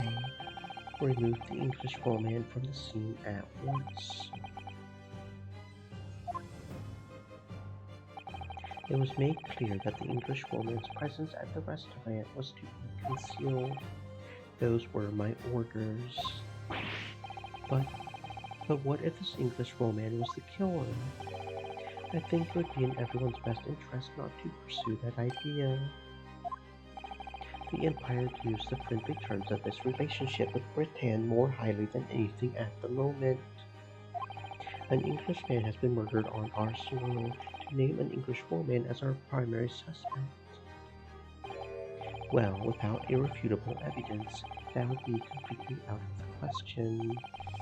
So that's the reason for the disappearance of the Phantom Woman in this case. But it's not right.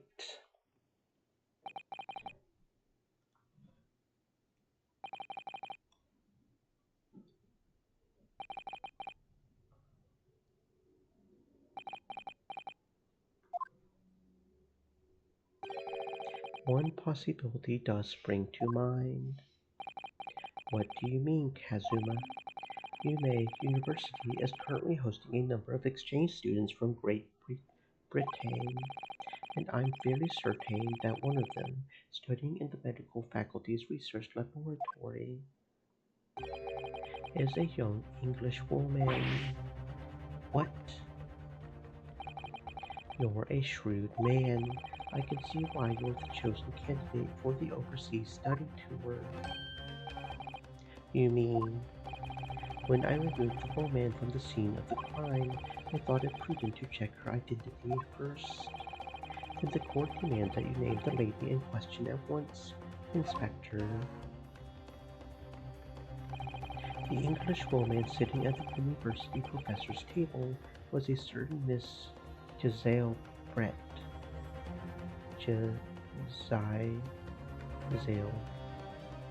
Giselle Brett. She is indeed a foreign student studying in the research laboratory of Yume University's medical faculty. What is happening here? I admit that under orders from the police bureau, I erased all evidence of this lady's presence at the scene, and ordered these witnesses to make no mention of her in their testimonies. It must now be up to Your Excellency to decide how to deal with the situation. Very well. My thoughts on the matter are as follows. Thus far, the case presented to the court has been underpinned by a particularly critical premise, namely, that the victim was dining alone. However, as we have now discovered that this premise is false, it would be a desecration of our justice system to ignore the truth and give a ruling at this point. Attention! But, Your Excellency, that would mean missing the noon deadline of a ruling in order to send the telegraphic report to Great Britain. Our own government will be surely very displeased by such actions. Calm yourself, Counsel. I will not allow the government of our country or any other to influence the proceedings of my courtroom. Inspector Hosonaga. Yes, sir. You will locate this Giselle Brett and escort her to the courtroom with the utmost urgency. At once, Your Excellency.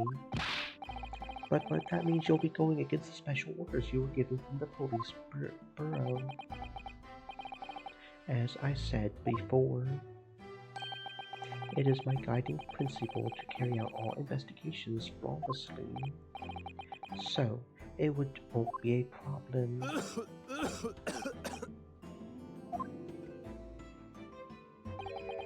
Nothing will get in my way.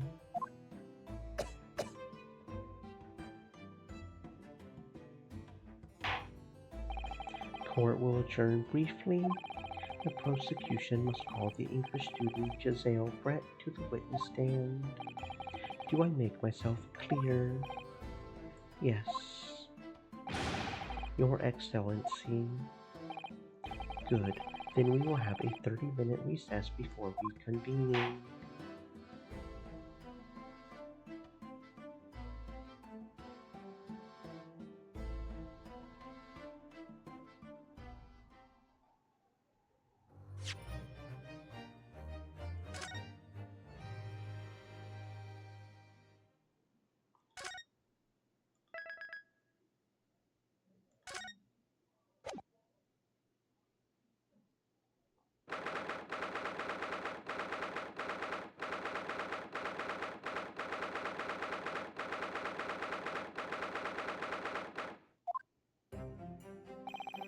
Excellent work, Ryonosuke.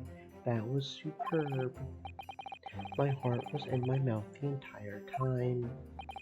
It was almost unbelievable. I mean, looking at you in there, you were drenched in sweat, your eyes popping, your knees knocking, and you were grinding your teeth. It was a grim sight, but before I knew it, you had started finding inconsistencies in the testimonies. I think you might have a natural talent for being a lawyer. Forget it. It's terrifying. If I get through this, I don't ever want to see the inside of a courtroom again. Anyway, it looks like we've exposed your phantom lady at last. Miss Giselle Brett, a student from Great Britain, is she? That's what I was trying to tell everyone from the start. Dr. Wilson wasn't alone. There was a young woman with him, like I've been saying all along.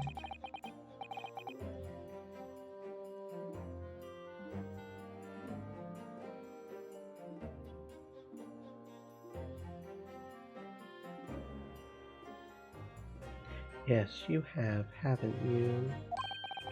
I might not be overly confident in the courtroom, but my powers of observation are one thing I am sure of. Yes, I can see that. So, about this young gentle woman. Thanks to our detective friend, she was hastily escorted away from the scene, it seems. Did you see what happened with that? No, I didn't see any of it. I was just on my way out of the restaurant myself. Then, on the floor next to Dr. Wilson's table, I noticed there was a gun lying on the floor, and just after I bent down and picked it up.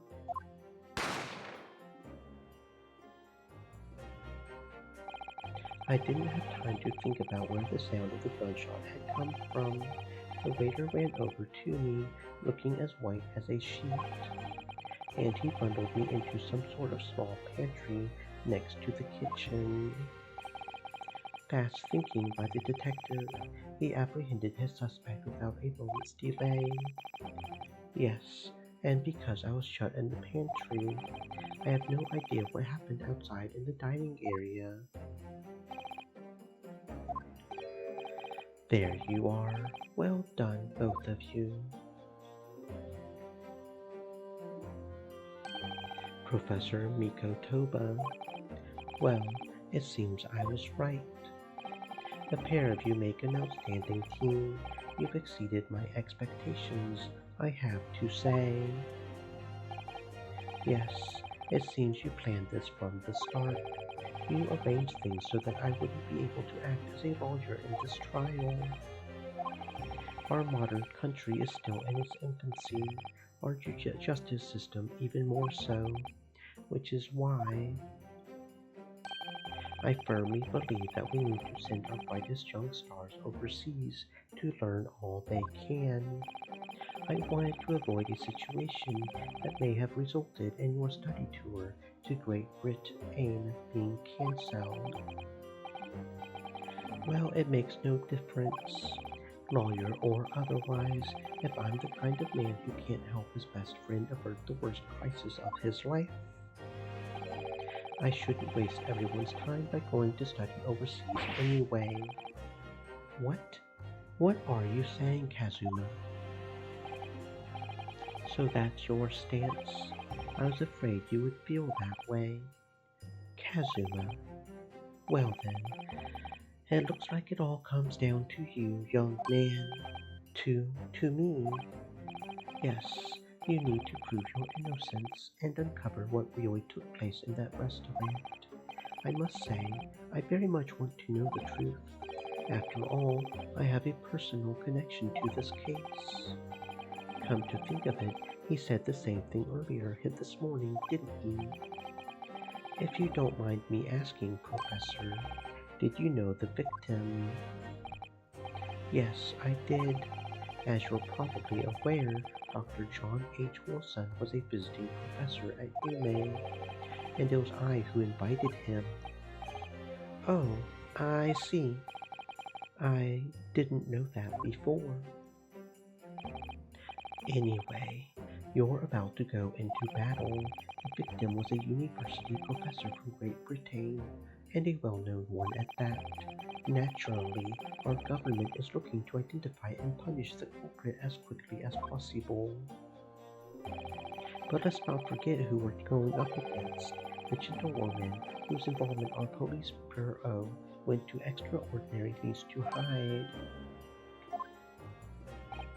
Yes, and I'm sure the prosecution will be using every tool at their disposal to quash your case. But I've no doubt that you pair will put up a good fight, right to the last. Best of luck. Thank you. Now then, I need you to run an errand at the university at once. There's something I think we may need. Of course. Good luck, Kazuma-sama. Defendant Naruhodo, court recess is over. Please make your way back inside the courtroom at once. It's time. Let's get back to it, partner. Let's go in there and deal a decisive blow before those old fossils know what's hit them. Kazuma. What?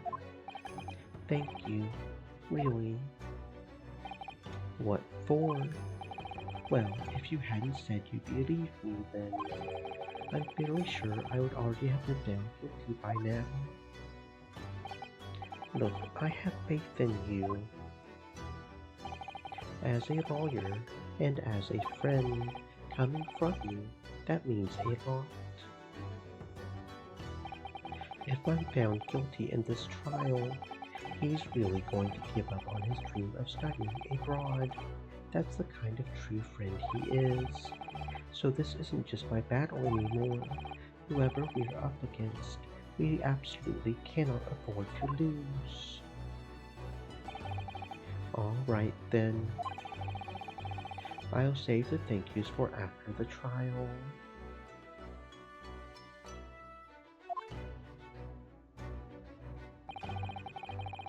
You can treat me to one of those sukiyaki meals I like from Yume Cafeteria on University Street, with an extra large portion, of course.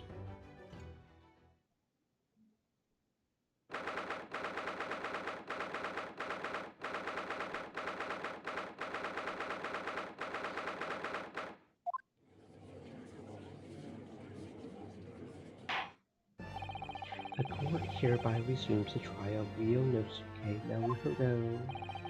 Prosecutor Aochi, have you managed to subpoena the witness? Yes, Your Excellency, against all odds. And thanks to a certain young scribbling, the prosecution is now under rather painful scrutiny from the government. Sorry. Let the government scrutinize, that's their job. It's nothing to worry about. It's highly unlikely that the good relations we forged with Great Britain will emerge from this trial unscathed. Will you still think it's nothing to worry about when the new treaty breaks down and our nation founders? Again, terribly sorry. If the friendship between our nations is really so fragile, then the treaty isn't worth the paper it's written on. You really have nothing to worry about, Ryunosuke. What do you mean?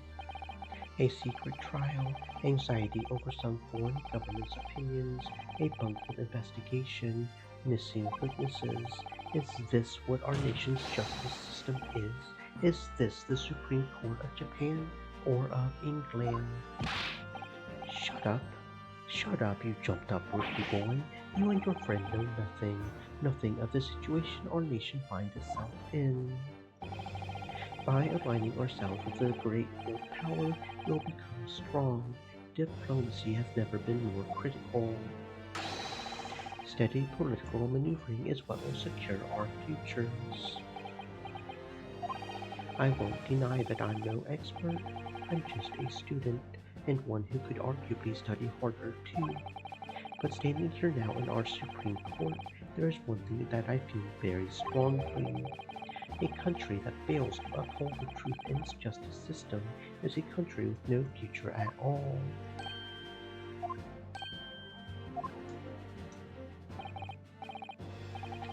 Well said, Ryonosuke, despite the wide-eyed look of terror. You little brats! Thank you, Counsel. This court is the pinnacle of our nation's justice system, and it exists solely for the pursuance of truth.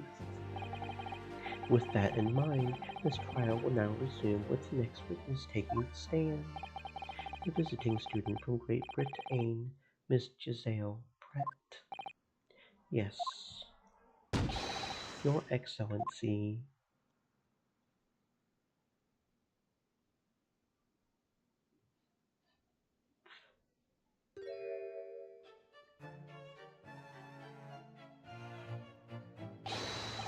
Well, what a delight it is to welcome such a fine gentlewoman to Japan, and from such a distant land. Tea, someone brings English tea. In England, no discussions take place without tea. Is that true? No idea. So, could we possibly trouble you to state your name and occupation for the court? Of course. My name is Satoru Hosonaga. I have been working undercover as the head waiter at last Carnival, but yes, we know all about you already. Inspector Hosonaga, where are your manners? In England, it's always the ladies first. Is that true? No idea. More importantly, a little earlier today you said something to me. You said your powers of observation are the one thing you're sure of. Oh, yes. I think I did, didn't I? Yet your description for this amazing sight was simply a woman. Sorry, Ryonosuke. The powers of observation aside, your powers of description are sorely lacking. Guilty. So, dear lady, once again, if we may trouble you for your name and occupation, please.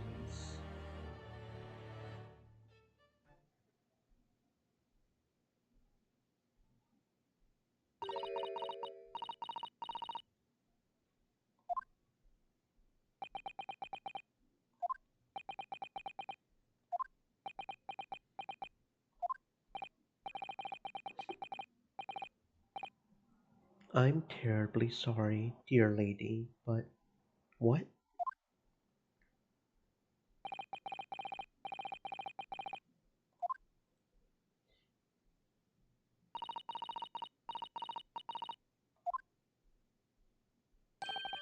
The lady says her name is Giselle Brett. She comes from London, England. She's a visiting research student currently enrolled in UMA University's medical faculty. Oh my, what a rare treat to hear the dulcet tones of the delightful language of the British people. I'm afraid I don't understand a word you said, but it was as beautiful as a hummingbird's song. As far as I can tell, the detective is translating her words faithfully enough. Yes, I agree. You'll obviously do fine in England, Kazuma. Her English doesn't rattle you at all, does it? Nor you. You've clearly been paying attention in your English classes, Ryo Nosuke. The court thanks the beautiful lady for taking the stand. Now, if we may trouble you to confirm something, Miss Brett. 3 days ago, at a restaurant called La Carval, a grim murder took place. The court has been led to believe that you were dining there with the victim, Dr. Wilson, at the time. Is that correct?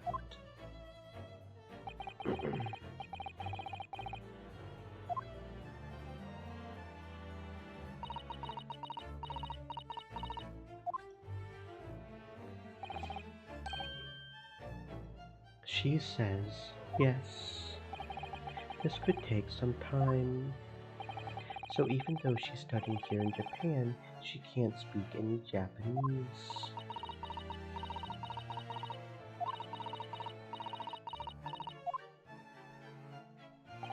She would like to apologize for disappearing from the scene. She says that she was due to make a presentation at the university, so she had to leave immediately. Interesting, when you're the one who engineered her escape. I was just following special orders from the borough. Well now, dear lady, would you be so kind as to cast your eyes over this photographic print? Seeing as you were so unfortunately present at the scene of the crime, could it be that your resplendent eyes caught sight of the wicked perpetrator, perhaps?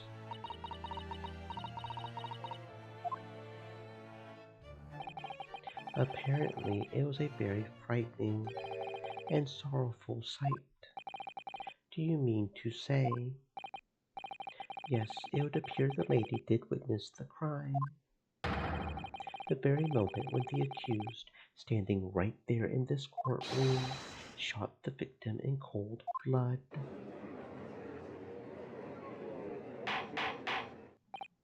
Order, order in court. Did you hear that, Your Excellency? Here we have an absolutely conclusive witness statement. Well, it looks like it's clear now. Clear who our real enemy is.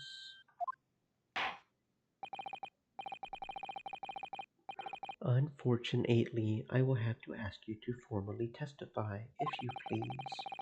Kindly tell the court the nature of this frightening and sorrowful sight you described.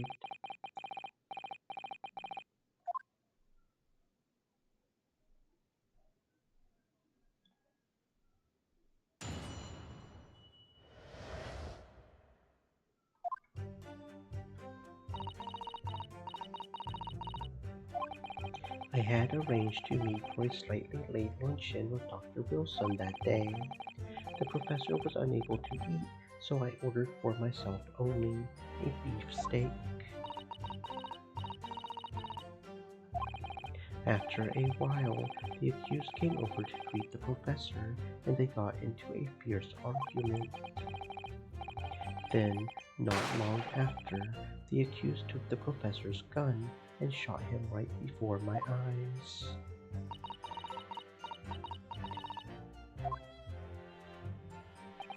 I don't carry a gun myself, so obviously I couldn't have been the culprit.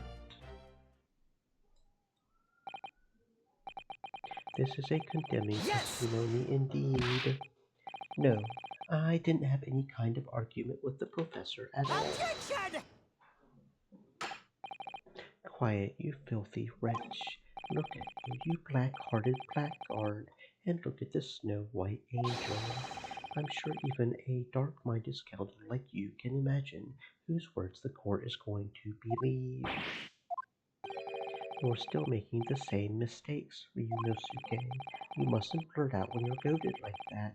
That's a lesson you need to learn. But he's so annoying. Of course, I was at the scene as well. I took statements from this lady and the two witnesses who testified before and reported back to the borough. It was decided that Miss Brett was not involved, so I let her go. The testimonies of the last two witnesses were completely worthless, however. Well, even so, on the day in question, the lady was wearing the same outfit as she is today. As you can see, there is nowhere about her person where she could conceal a firearm. I would think she could hide a gun almost anywhere in that outfit if she wanted to. Unless and until the precise location where the witness is to have hidden a weapon can be shown, this is moot.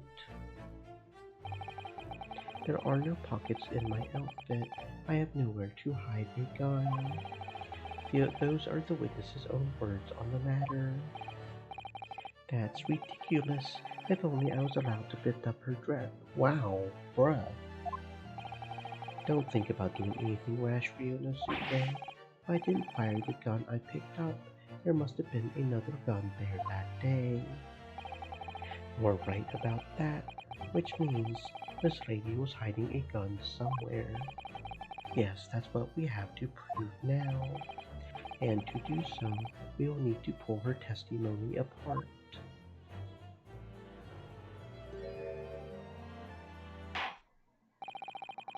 The defense may now cross-examine the witness.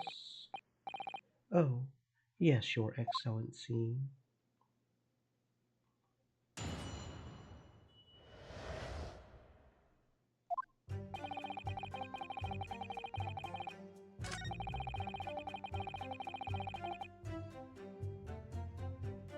Yes! He was unable to eat, you say? And that was because he had just had a tooth removed at Hata Clinic, correct? That's right. You're supposed to actually check with the witness before answering. Was Miss Brett aware of that fact? It seems so, yes. She had heard that the professor was to have some dental treatment. So that would mean that it was you who ate the steak pictured here. Is that right, Miss Brett? That's right, yes. The print you have there shows the table as it was left after the horrifying events. As it was left. Dear me, what a harrowing experience to have traveled to a distant island on the far side of the world and be embroiled in such a tragic incident. Have no fear, my dear lady. I swear I will crush the evil fiend that has subjected you to this terrible plight. So the victim, Dr. Wilson, had nothing to eat or drink at all.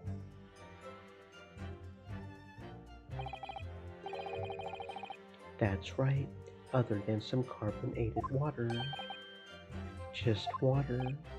Yes, the professor was unable to eat, but had been given permission to drink water, so it appears that the diners toasted their lunch with a glass of water each. They each raised a glass of carbonated water. What do you think, Ryunosuke, about the witness's last statement?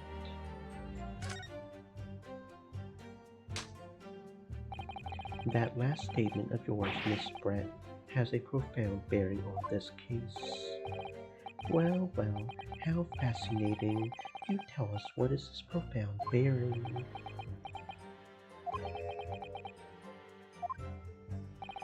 The significance of the statement will become apparent when the time is right. The defense calls for the witness's last statement to be formally added to the testimony. Well, sidestep counsel. Very well. Miss Brett, kindly repeat what you just said to be added to your official testimony. Gladly, she said. That was brilliant, Kazuma. I'm going to remember that one. Which one? The significance will become apparent when the time is right. I could really use that phrase. I would hope there are some more useful tips you're picking up from this experience than that, Ryonosuke.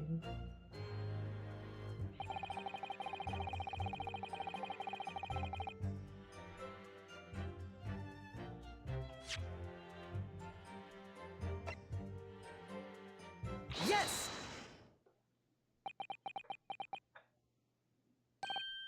That's it. Let me just confirm something, please. It's to do with this photographic print. Just a short while ago, you spoke of this print showing the victim's table at the crime scene, that it was as it was left.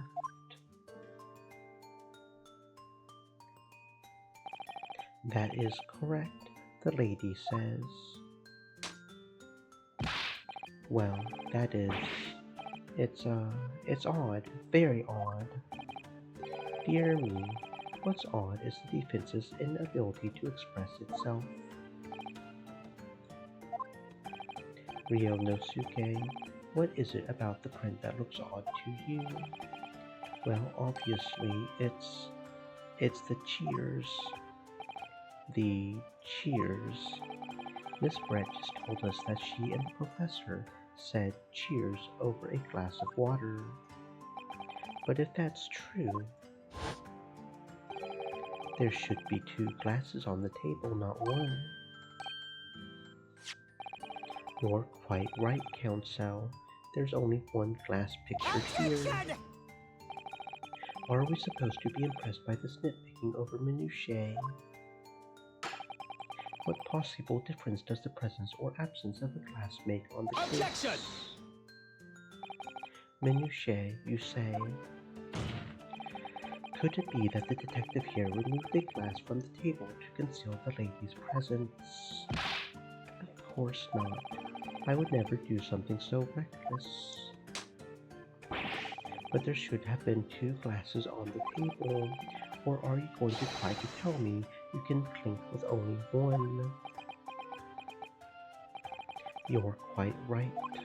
I certainly took 2 glasses to the table.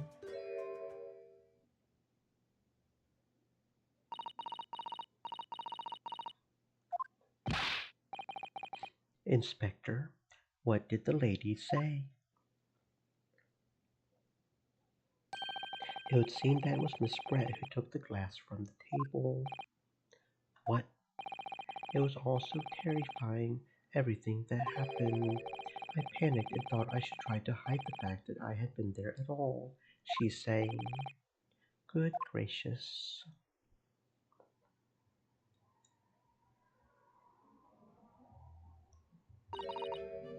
Sorry.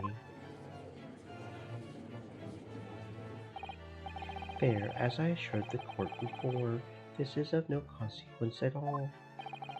Oh, please.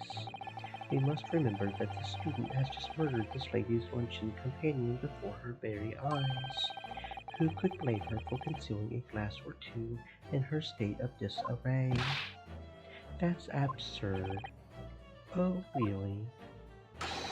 So do we take it that you are now going to accuse this vulnerable, young and beautiful woman of mischief? What? No. This can't be put down to mischief. I'd like to know how the lady took the glass from the scene.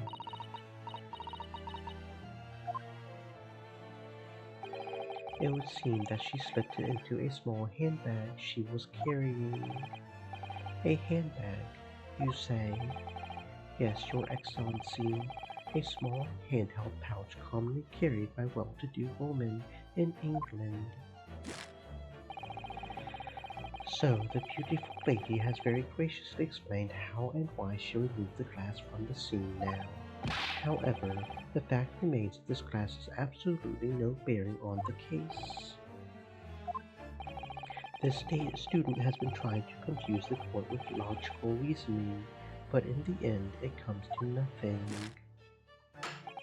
No more pretentious accusations. You have wasted enough time already.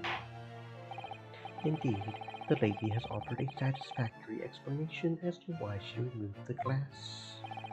I think henceforth we can consider the matter to have no bearing on the case. Counsel for the defense, are you in agreement? Well, I don't really know. If you want to pursue this matter further, you're going to need to show that it has some deeper significance. Yes, you're right. So she took the glass away in her handbag. If there's a deeper significance there, it's...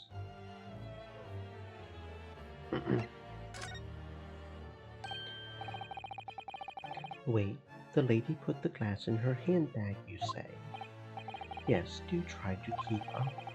It's already been explained to the court that all English gentlewomen carry handbags for small items. Let me see.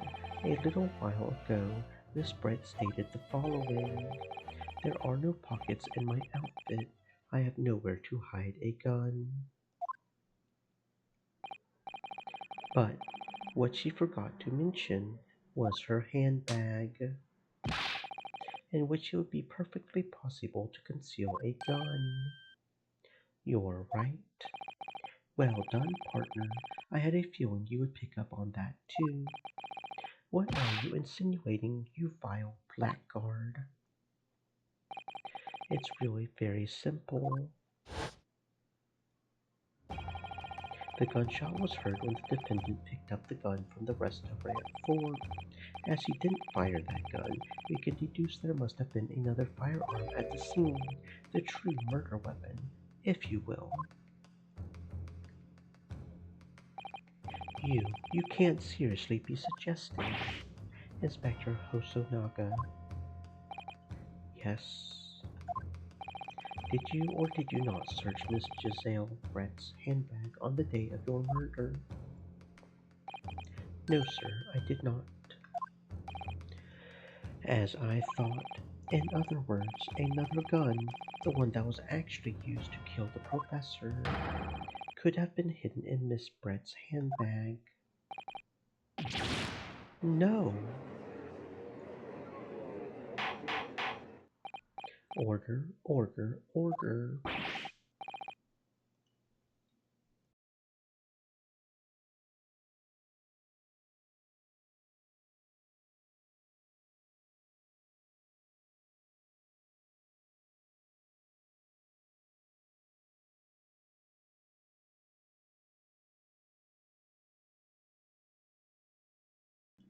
What is the meaning of this, Inspector?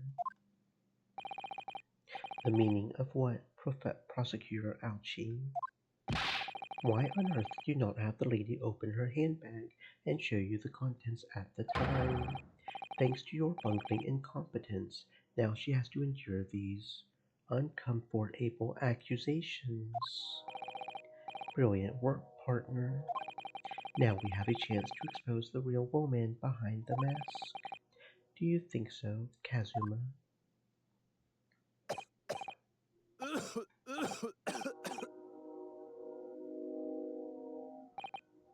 Well, what a sorry situation. Clearly, you have no faith in the police. As I said, I did not search the lady's handbag after the shooting, simply because it was unnecessary. Unnecessary in what way? I ought to thank the student lawyer, really. I have a piece of evidence here that I had completely forgotten about. This photographic print. This print is of a photograph that I thought would be prudent to take immediately after the shooting. As you can see, it clearly shows Miss Brett's handbag. Well, I never. You can see right through to what's inside. That's right. Apparently, mesh work bags like these are the height of fashion in London at the moment. So the contents are clearly visible. So there was no need to search the lady's handbag. If there had been a gun inside, it would have been immediately obvious. As you can see, there's nothing to imply Miss Brett's guilt here.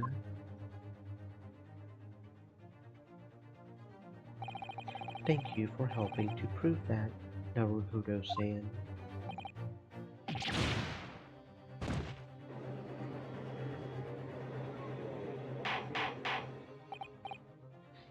Order, order. Inspector Hosonaga, you will submit that print as evidence at once. Certainly, Your Excellency.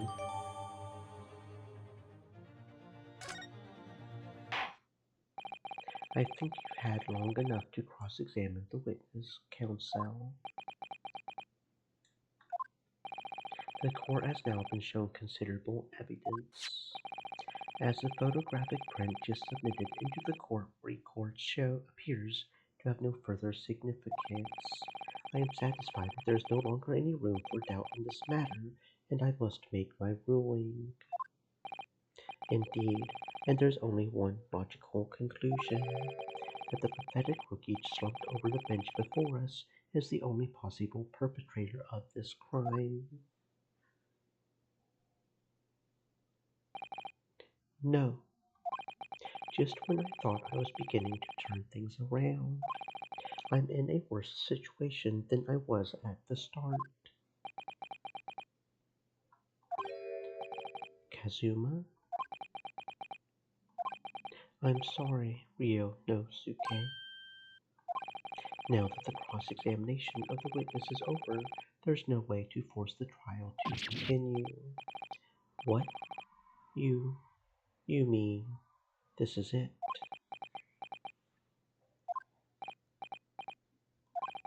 I must say, you put up quite a fight for a rookie student, but the weak are meat while the strong eat.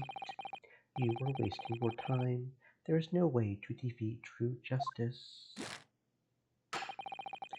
A fact you can chew on to your heart's content from the inside of your cell.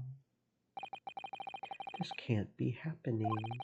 Am I really going to be found guilty of a crime that I didn't commit?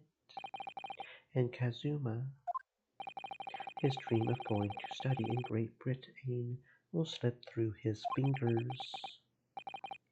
Kazuma, what? Is there really no chance now of turning this trial around? You heard the judge. There's nothing about that last photograph the detective produced that we can contest, which means there's no basis on which we can argue for the trial to continue. Very well. I will now proceed immediately to the ruling.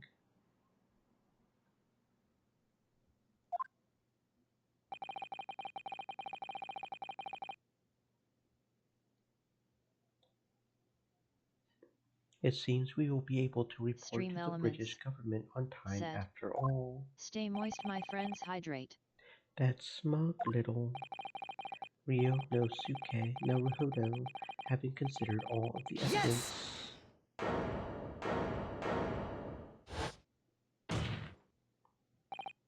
Wait, Your Excellency, Ryo-no-suke, I don't think you can rule on this case. Attention!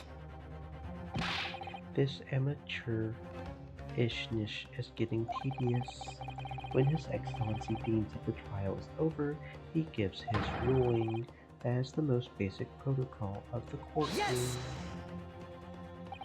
Your Excellency, Just a moment ago you said this, as the photographic print which is submitted appears to have no further significance.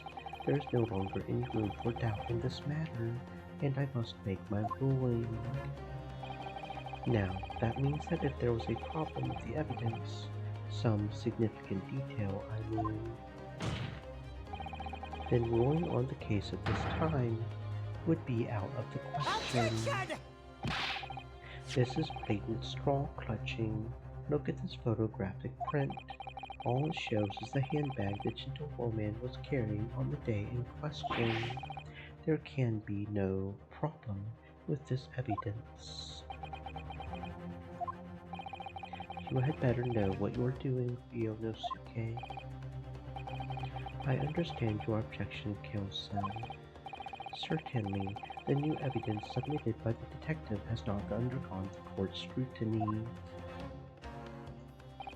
However, I fail to see how we can glean any new information from this handbag. My thoughts. Really, the prosecution is becoming tired of this rookie's desperate reasons. Yes, I am desperate, but this isn't a wheeze. There's something about this photograph which just doesn't seem right. If only I could put my finger on it. Very well, I will grant the defense one final opportunity. What? But be warned that if I am unsatisfied by your response here, the trial will be over with immediate effect. Do I make myself clear? Yes, Your Excellency. So, take another look at the photographic print Inspector Hosonaga submitted before. You will identify for the court where in this print you see the significant detail to which you have alluded.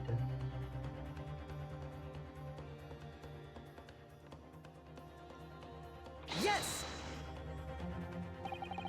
Look at this. Here, there's a very unusual mark on the victim's wrist. That is true. It almost looks like a burn of some description. Objection! Dear me, I was pondering what new pitfall you would come out with. A burn, you say, on the victim's wrist. Clearly that has nothing whatsoever to do with the magnificent lady's handbag. Yes, that is a burn mark. You're right. Go on, Inspector. The police coroner also noticed it when he was performing the post-mortem examination. It was deemed unrelated to the cause of death, so he didn't note it in his report. What did I tell you? In any case, we have no idea when the victim suffered this burn, do we? And no possible way of knowing either. The more I look at it, the more I find myself intrigued by the curious shape of this mark. However, as Prosecutor Ouchie points out, unless a firm connection to the case can be shown, I cannot allow any further time to be spent on the precise details of this burn.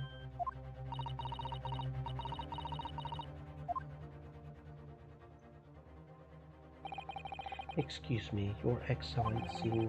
It would seem Miss Brett has a lunch appointment with the Dean and other university staff. She would like to know if she may be excused from the stand now. Oh, of course, dear lady. We shan't hold you up any longer. I'm quite sure His Excellency is about to give his final ruling anyway. What's your thinking on this, Ryonosuke? Do you believe this burn does have something to do with the case?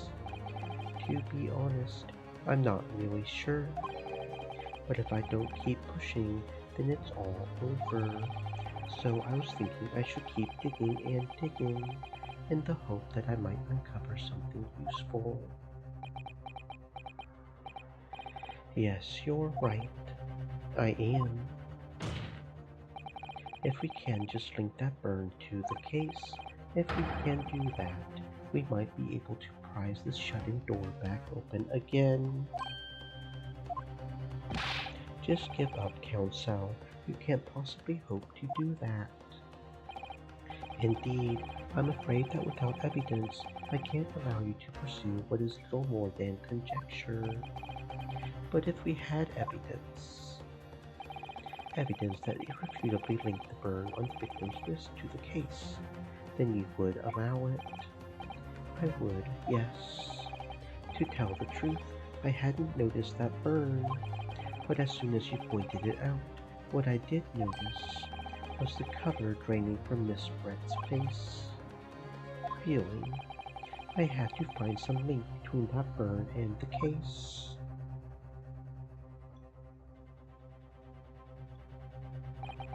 This is the moment of truth. It's time to find some evidence that proves what that burn really means. So then, the defense will now present its evidence to the court.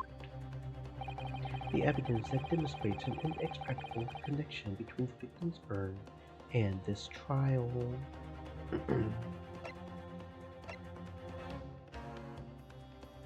Yes! What's this, Council? Yet another print? Yes, Your Excellency. I believe the photographic prints are an amazing invention. When we humans look at a scene, we miss things.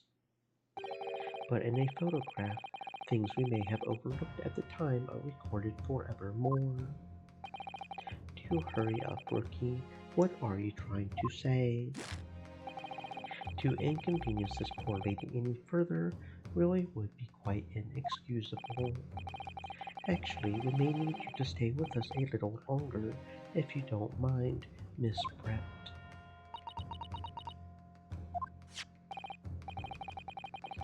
You see, it's very clearly visible in this other photograph. How did the victim come to have that unusually shaped burn on his wrist? The reason is recorded here forevermore. What? How? Objection! You can't fool me with your little bluffs, boy. If that's your game, then let's see how it plays out. Show the court what you mean. What is it in this photograph that explains the reason for the victim's burn? Yes! The beefsteak. Actually, the point is the metal plate the beefsteak was served on. The plate. Your Excellency, are you all right? As you can see, there's an emblem on the plate. I would guess it's some sort of trademark of La Carnival.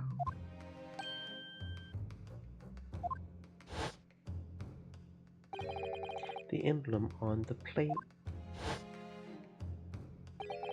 and the victim's burn are the same shape. Ryonosuke, you genius. You're spot on.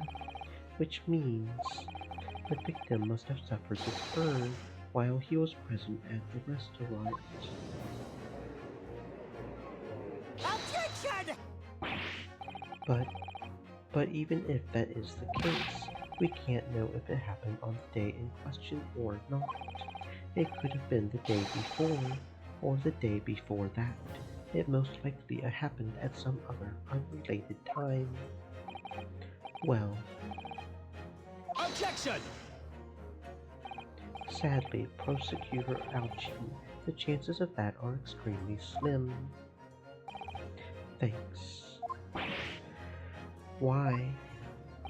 The outline of the burn is clearly discernible. Such a serious injury would have caused quite a commotion in the restaurant. Wouldn't you agree, Inspector Hosonaga? I can't imagine having missed such a terrible disaster. Certainly. But I would say, looking at the picture of the wound, that wasn't suffered very long ago. And, although it is not particularly large burn is extremely well defined, as the defense just pointed out.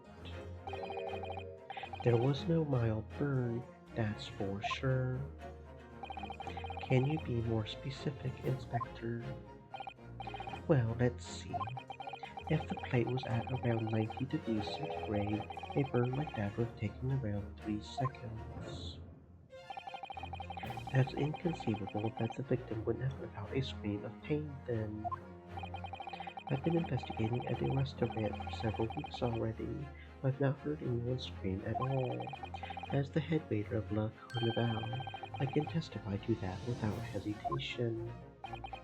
But you're a detective, not a waiter. Yes! There you have it. Something isn't right here. As the detective said, anyone who burnt themselves on a piping hot plate for 3 whole seconds would scream in pain. There's no question of that. And yet Inspector Hosonaga never heard the professor scream, not on that day or any before it. That's right, and the strange thing is, on the day he was shot, I didn't hear him cry out either. What are you suggesting? Well, if the professor had carelessly laid his wrist on the plate for anything like 3 seconds that day, that would be beyond careless, I think, Counsel. Then the rest of us in the restaurant, myself, the sergeant, and the old antiques dealer, all of us would, without any question, have heard him scream. Wouldn't you agree, Prosecutor Alchin? Well, yes, I suppose. So the question is, why didn't a single person hear Dr. Wilson scream? I almost don't believe it. Ryonosuke, do you think? Can it really be true? I never dreamt we would arrive at a conclusion like this, but I'm starting to think that maybe we've been led into a terrible trap.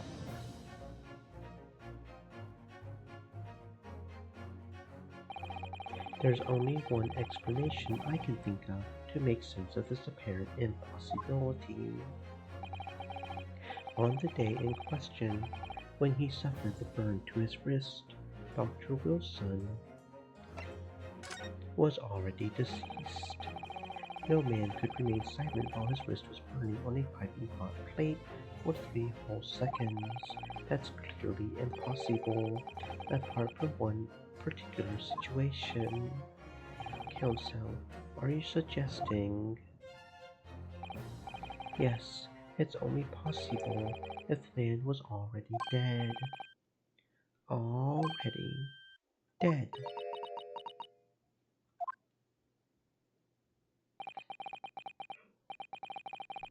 Knowing what we know now, it's the only possible explanation. When the beefsteak was brought to Dr. Wilson's table that day, the professor was already dead. That's madness. Order, order, order, please. Counsel, explain this absurd notion at once. The victim was killed by a gunshot. That's right. That's absolutely right, Your Excellency. This is just another ridiculous ploy by the bookie student, but clearly he has no grasp of the Objection! facts. No, Prosecutor Alchi, it's you who has no grasp of the facts. I beg your pardon. As soon as it became apparent that the victim had suffered that burn while at the restaurant, this whole case was turned upside down. Or have you not grasped that yet?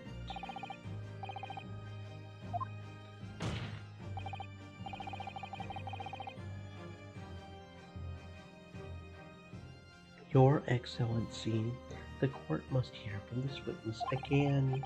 If it's true, as we would now believe, that the victim was already dead before the gunshot was heard. It's highly likely that Miss Brett knows something about it. Incredible. I certainly didn't anticipate this twist of events. I'm sorry to say, Miss Brett, that you will have to forget your luncheon engagement. But Your Excellency, the justice system in our country may be in its infancy, but rest assured, all reasonable doubt must be dispelled before I am prepared to pass judgment. Thank you, Your Excellency.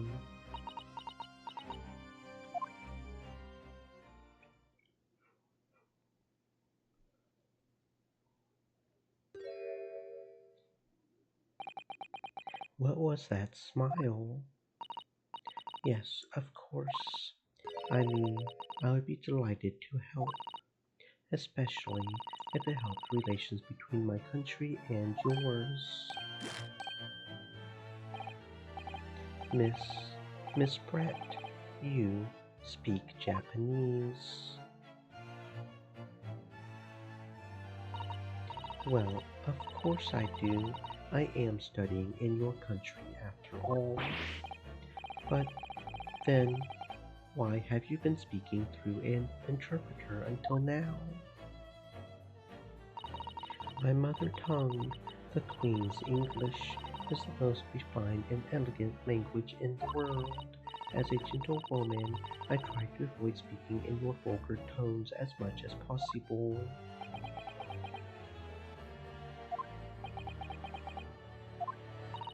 But it seems the men in this land possess none of the chivalrous virtues of English gentlemen, so I can see that I shall have to lower myself to communicating with you all on your own level.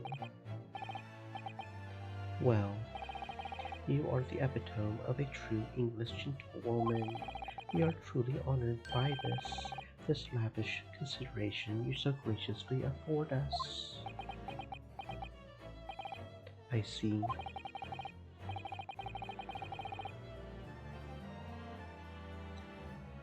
In that case, Miss Brett, I will now ask you to testify in your own words about the events leading up to the death of the victim, Dr. Wilson.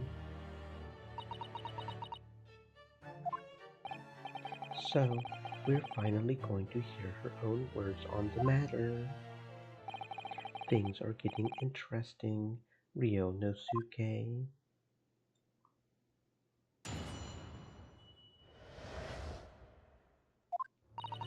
Unfortunately, I have no idea when the poor man burnt his wrist like that. When the waiter brought my steak, the professor and I raised our glasses in a toast. As far as I've heard, the post-mortem report showed no other possible cause of death besides the gunshot. If there's some other way a man's life can be taken without leaving a trace, please do show me. But of course, this country's inferior investigative techniques probably wouldn't pick up on it anyway.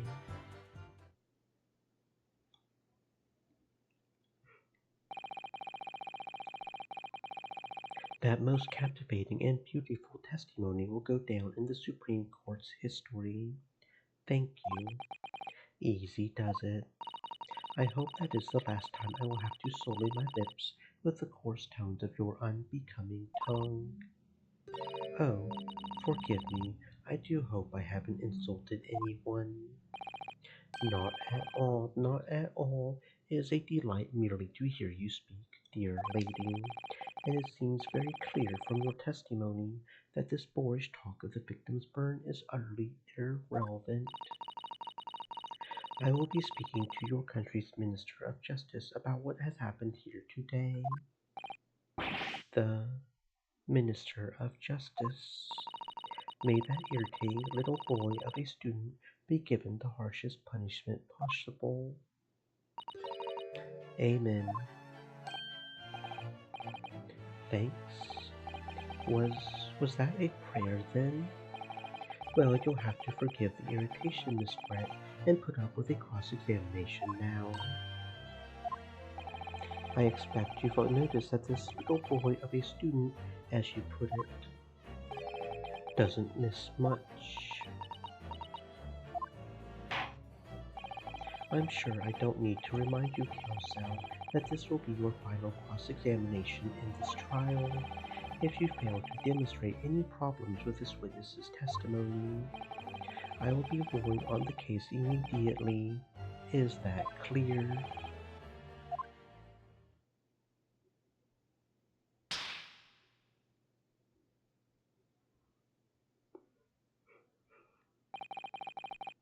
Yes, Your Excellency. Then you may proceed with the cross-examination.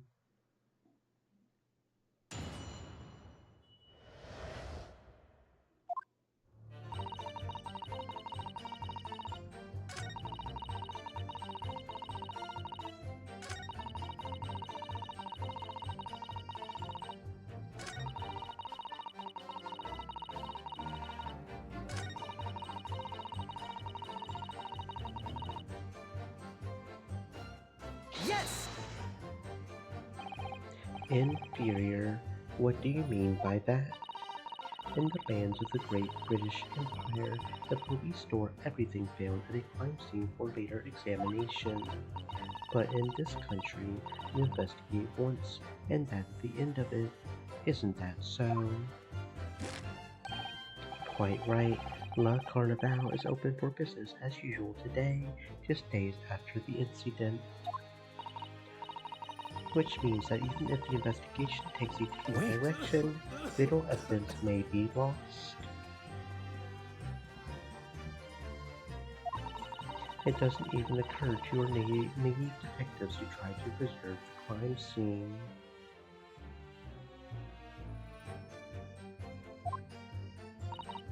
I'm trying to be as tactful about this as I can. You understand? A killer glow. The lady is as formidable as she is beautiful. Amazing. He's actually admitting our police may be flawed. Perhaps Prosecutor Ouchie is finally starting to see sense. I very much doubt that. Still, there's something about what Miss Brett just said. There was a moment before when something didn't seem quite right.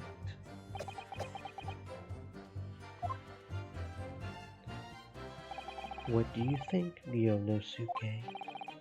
I think it's going terribly. No matter how much I press her, I'm not turning up any new information. Yes, as I suspected, she's a tough witness. We need to find a way to break her testimony, or the cross-examination will be over. But that would mean I have to find a way. There must be some clue somewhere to help us find a chink in her armor. Kazuma. What, Ryonosuke? There is one thing I noticed. Something that's been bothering me. Bothering you? You mean about Miss Brett? Actually, no. About the person standing next to her, Inspector Hosonaga. The detective? Yes, he seemed to react a little strangely to Miss Brett's last statement. I was wondering if it might be significant, if it might present an opening, maybe. Alright, I have an idea. Try pressing her on that last statement one more time, if you think so, but this time instead of targeting the woman herself. Let's see what we can get out of the detective. Alright then, I wonder what Kazuma's thinking. I'll find out soon enough, I suppose, once I press Miss Brett on her last statement again.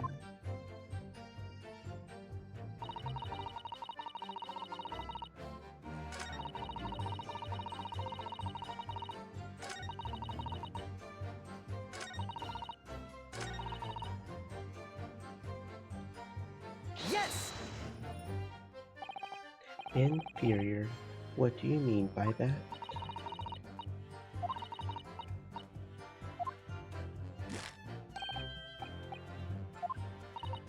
Wait!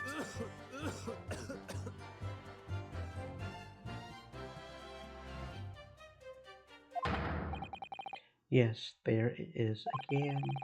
The detective's reaction is just the same as before. Why? Up until now, the detective has been in the stand with Miss Brett as her interpreter. But things are very different now. For this testimony, the detective is just listening to what the Englishwoman has to say. This could be a golden opportunity. What do you mean? When people are actually testifying, they're usually very careful not to let anything slip. However, when they're listening to someone else speak, you'll find they often let their guard down. You're right. Look at him. He's lost in his own thoughts. It's time to pursue the man and his train of thought. Sorry, pursue. I'll explain how to do it now, Ryonosuke. It's all to do with the witness marker. What marker? At the moment, we're focused on Miss Brett, who's the person actually making the current statement. But by moving the marker left and right, you can turn your attention to other people in the stand. While you're looking at the other witnesses, you'll be able to pursue them. If you can catch the person at just the right time, you might uncover some new information to pursue. If you ever notice a strange atmosphere amongst the people on the stand, take a good look around. Alright then, so first I should move the marker and focus on the detective, then pursue him and see what's on his mind. Here we go. Wait!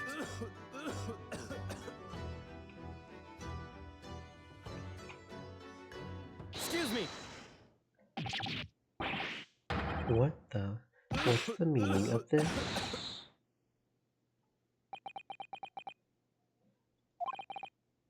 I'm so sorry. I didn't mean to shock you.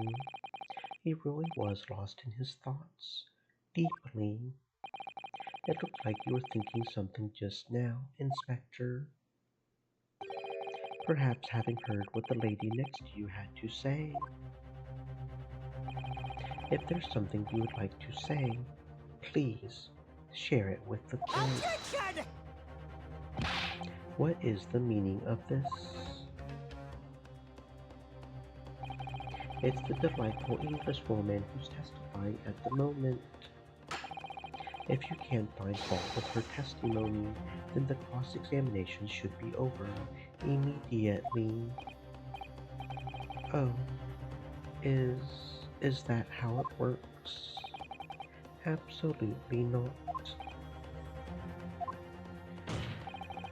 The detective is in the stand, which makes him a valid witness.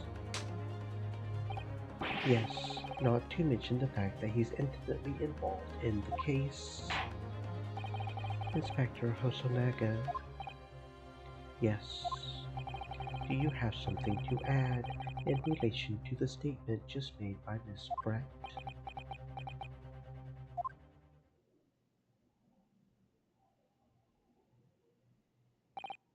Well, yes. If you don't mind, I would like to speak.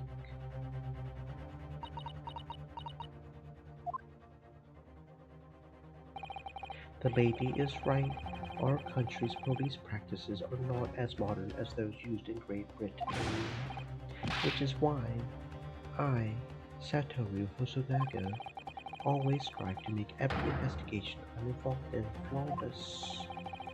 What do you really mean by that? I'll tell you what I mean. I won't have evidence lacking on my watch. I'm not afraid to take everything I can from the scene of the crime. It's preserving evidence, you see. I don't care if they call me a crime scene thief. I'm not ashamed of what I've done. A crime scene thief. Well, it looks like the lady's remarks touched a nerve there. Take this for example. Is that? This is the bottle of carbonated water that I took to the victim's table on the day in question. And yes, it's lost all of its fizz, having been opened 3 days ago now. But it was carbonated water. I don't care what anyone says. Yes, there's some left in the bottle. I can see it. One day our police force will be among the best in the world. The time is coming. I guarantee it. I can't say I condone the witness's actions, but I do understand the sentiment. The court will accept the glass bottle of water as evidence. The carbonated water bottle.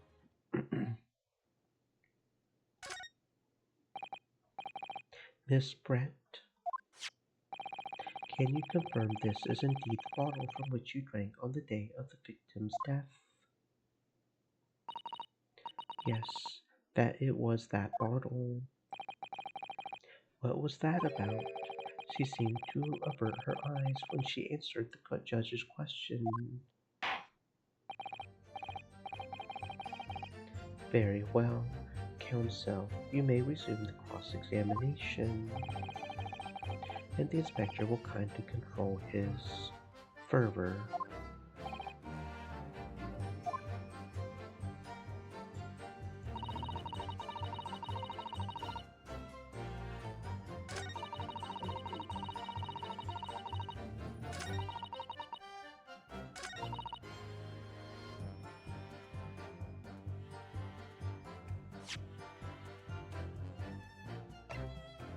Yes! What is this? The bottle of water. Actually, there is one method of killing a man without leaving a trace that comes to mind. Obviously, I'm referring to poison. Poison.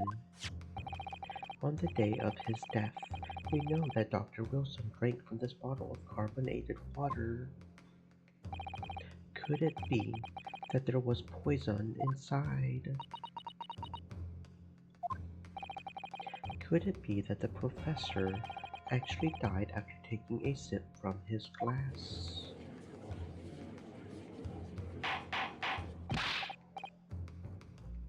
Order, order, order.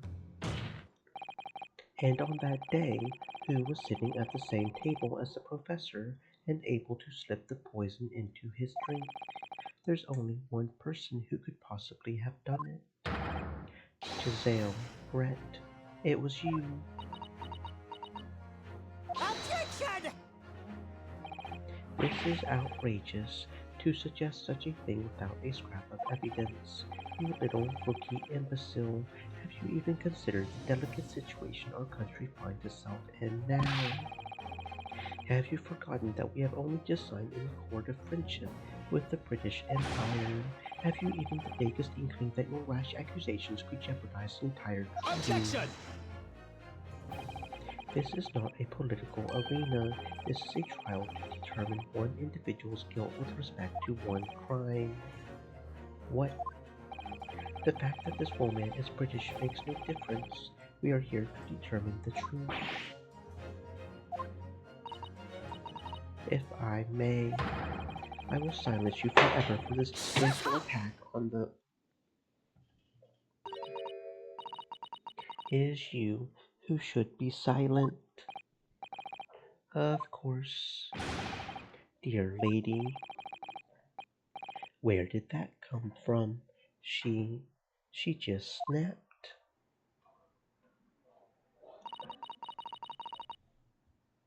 I'm afraid I may have spoken unfairly before. I offer my most humble apologies. I'm sorry, my lady. To what are you referring? I described your police force as inferior, but no matter how inferior they may be, you still have investigated this particular point thoroughly, I believe. The bottle, I mean, Inspector, and whether it contained poison or not. Of course, you, you did. Have you forgotten what my guiding principle is already? I strive for a flawless investigation every time. I don't believe it. Naturally, we tested the inside of the bottle and its contents. And what did you find, Inspector? I ordered tests for every toxin that's available in this country at the present time. We could find no trace of poison of any description in the bottle of carbonated water, Your Excellency. But are you sure? The tests were meticulously carried out by the Chief Coroner himself. No! I'm very grateful to all you Japanese. You successfully established my complete innocence in this horrid affair. Thank you. But of course, dear lady. I was so sure. This can't be right. Everything falls into place if he was poisoned. Thank you, Counsel. I think that cross-examination has clarified everything. As the prosecution have asserted, a shot to the chest from this gun is the only conceivable cause of death. Furthermore, the accused, who by his own admission was holding this weapon, is the only possible culprit. I'm done for. The court wishes to apologize for the great inconvenience this has caused you, Miss Brett. Oh no, I'm just glad the matter is resolved. Before proceeding, I must ask the counsel for the defense. Do you have any further new evidence to present the court at this point? Kazuma? I'm sorry, Ryonosuke. I have nothing more. Well, if you'll excuse me now, I really must be leaving.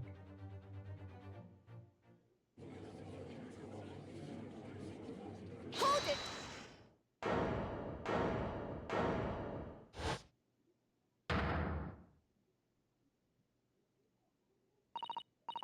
Please wait. Isn't that... What is the meaning of this? Forgive me for intruding on court proceedings, Your Excellency. Susato Mikotoba, Judicial Assistant to the Defense. Mikotoba.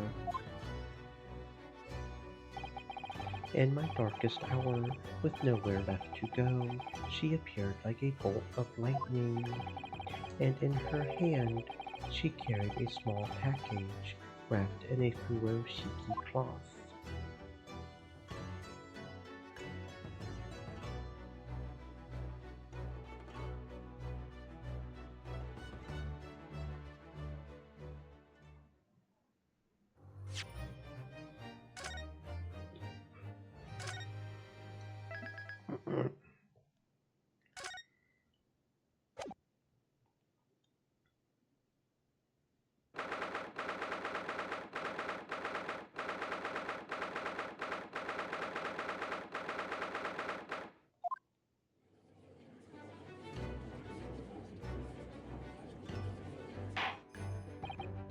Well, I understand you are the judicial assistant to the defense, but why this sudden ingress into my courtroom?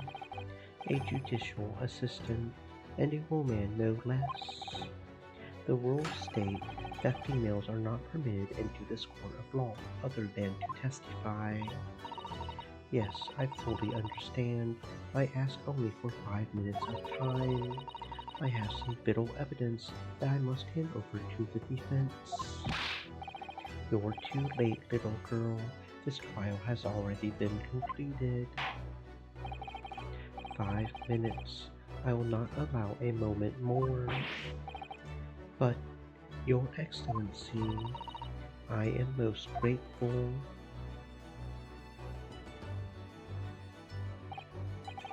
Who are you? I'm sorry, there's no time. Please, simply accept this for now. What is it? A report about something? Written in English? It's Giselle Brett's research. The English romance? After the trial resumed earlier, I hurried back to the university. I went to Dr. Wilson's laboratory in the medical faculty and borrowed this paper. Oh yes, that's right. Miss Brett was studying under the professor, wasn't she? So, does this research, whatever it is, have something to do with the case? I'm afraid I don't know. I haven't been able to listen to the proceedings of the trial myself. Oh, no, of course not. Special characteristics of career and its effects on the human subjects. Interesting. Career? What's that? I've never heard that word before.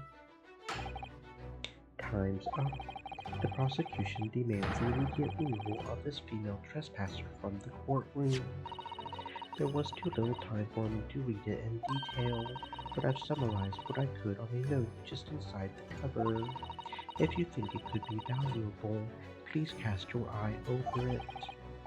This is wonderful. Thank you. Giselle's report. Goodbye then, and good luck.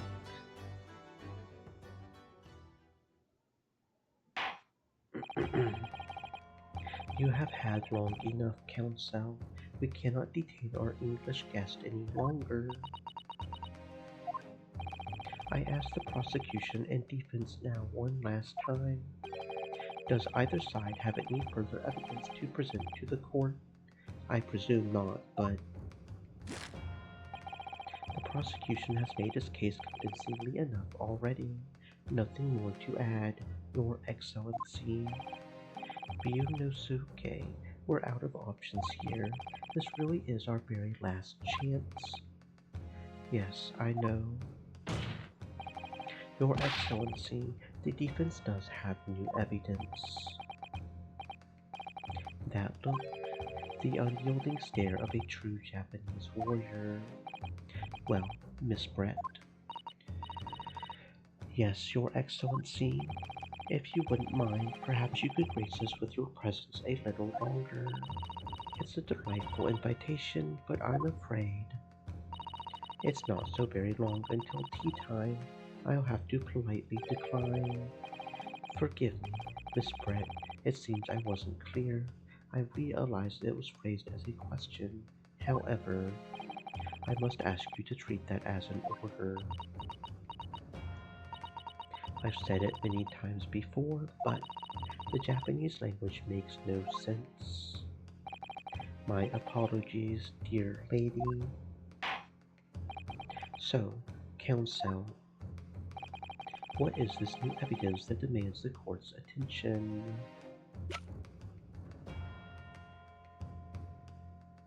Yes! Miss Giselle Brett, we understand you were studying under Dr. Wilson at Yume University, doing research. Research, by sheer coincidence, perhaps, into a deadly poison. What? Poison? Where are you going with this, Counsel? A toxin known as Curare, Your Excellency. Even the slightest amount of this deadly poison entering the body leads to instant death. What?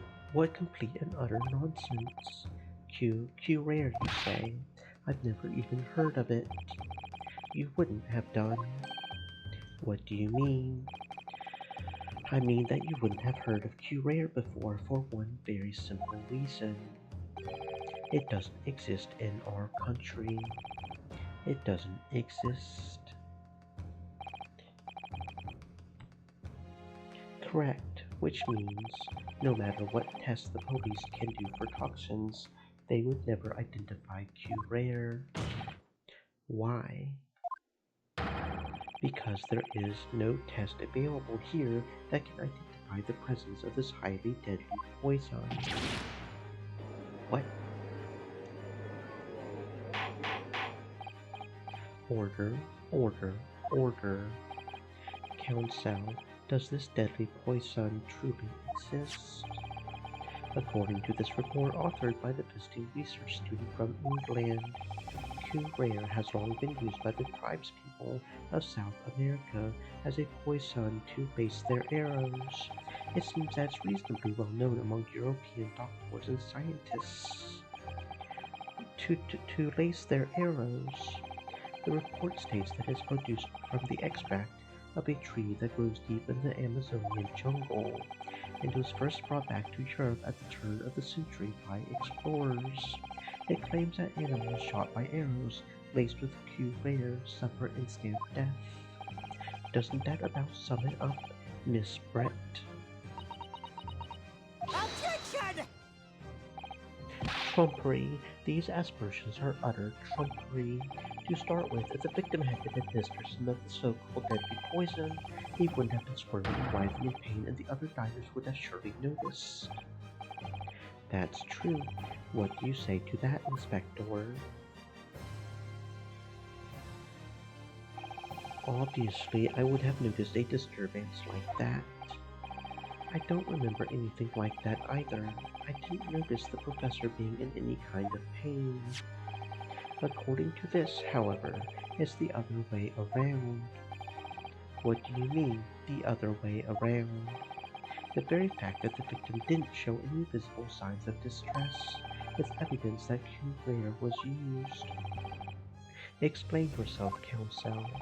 The moment this toxin enters a person's system, it causes instant paralysis. In other words, afflicted victims lose all strength and are completely unable to move. Even if they were in total agony, there would be no visible signs of pain at all. How terrible. Obviously, if a man lost all strength in his muscles, he would collapse on the floor.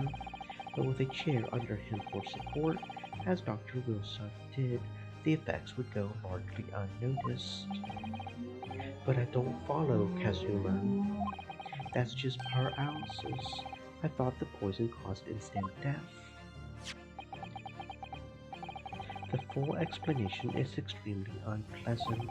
The poison causes immediate paralysis, as I said, leaving the victim unable to move. But after a short time, the paralysis is so severe, it causes the muscles that control respiration to fail. Respiration. In other words, the actual cause of death is suffocation, and all the while, the victim is conscious and aware, just unable to move. That's hideous. To the observer, it would look almost like the victim was slipping peacefully into an endless sleep. But for the victim himself, his final moments would be a living hell. That is the true nature of this deadly Q-Rare poison.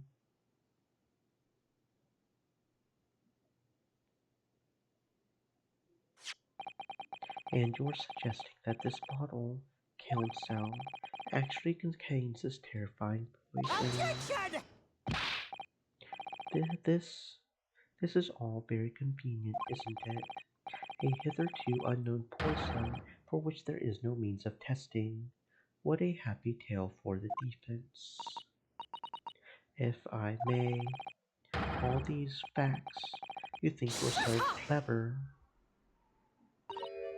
It is you who must be taught. Of course, dear lady.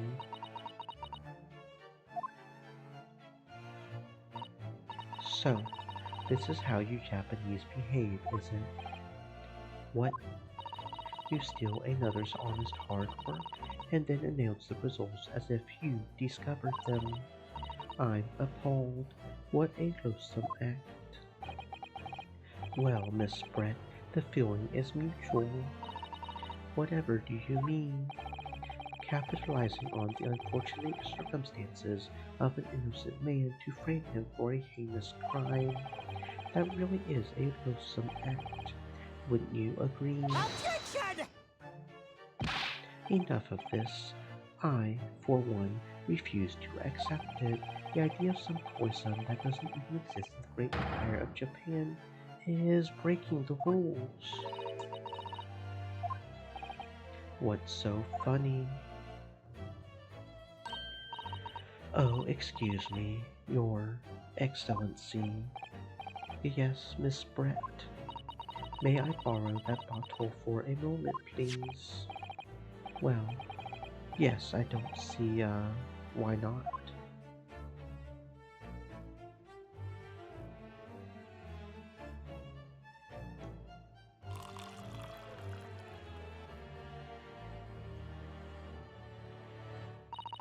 Don't get too big for your boots, you insignificant little island boy.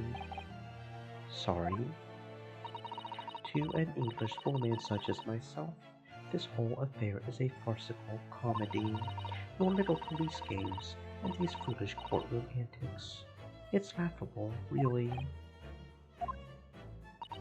But I'm getting bored of it all now. It's time for the games to end. Cheers.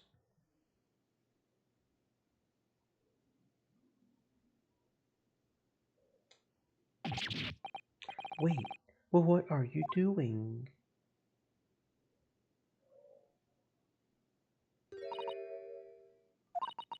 No sparkle left at all. How appropriate for this shabby affair.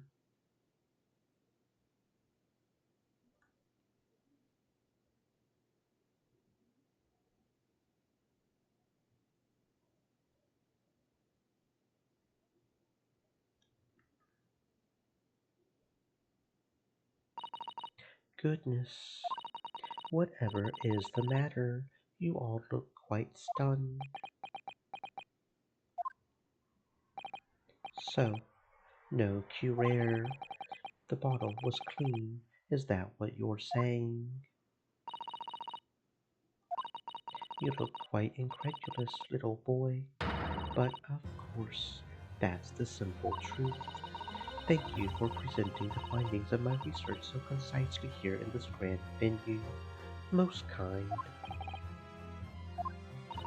Thank you, waiter. Now then, Your Excellency. Yes, Miss Brett. I should like to be excused now, please. I think I've gotten more than enough of my time for the furtherance of friendship between our countries. Ah, yes, dear lady, we are most gratified with all the assistance you have given. This doesn't make sense. There had to have been poison in that bottle. So how did she swallow the whole glass and live to tell the tale? I don't understand it. Well, I suppose if nothing else, this little Far Eastern charade will make for interesting conversation at the next party I attend in London. There has to have been poison in that bottle, doesn't there? But there can't have been, because otherwise she would have killed over dead. Come on, Ryonosuke, we have all the clues now. That bottle of water contains poison. The culprit did procure rare poison into Dr. Wilson's carbonated water. The defense refuses to change its position. You're serious? Objection! Fool, are you blind? There is no possible way that bottle could contain poison. I mean, we just saw Miss Brett drinking the water from it. That's right, which rather complicates your argument, I think. And I believe that complication can be explained. How? I need to think through all the things that don't quite add up here, one by one. I'm sure the answer is in the evidence we have in the court record somewhere. It has to be. Very well. If the defense truly intends to assert this claim, then I must ask you to support the assertion with evidence. What explains how the witness was able to consume the supposedly poisoned water unscathed? Yes! The answer to this riddle is right here in Miss Brett's own research report. Attention! That's not a valid explanation. No? After all, we don't speak English. That report is utter gibberish. This impudent young scoundrel is trying to ridicule the court, Your Excellency. I'm not trying to ridicule anyone.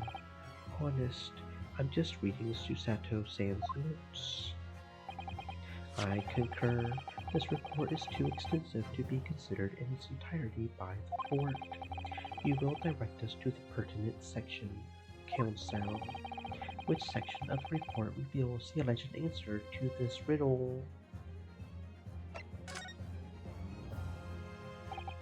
We've been hearing a lot about this Q-rare poison, and it's left me curious about something.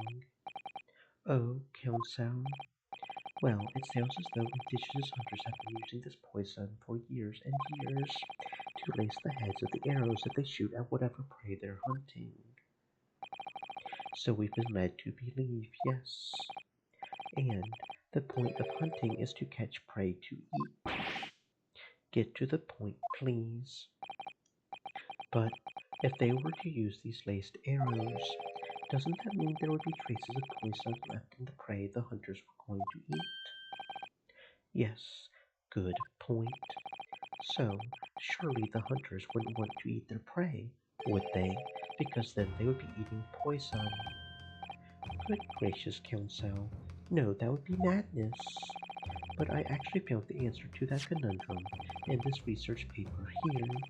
Under special characteristics, it says this. The poison starts to work after entering the body through a wound.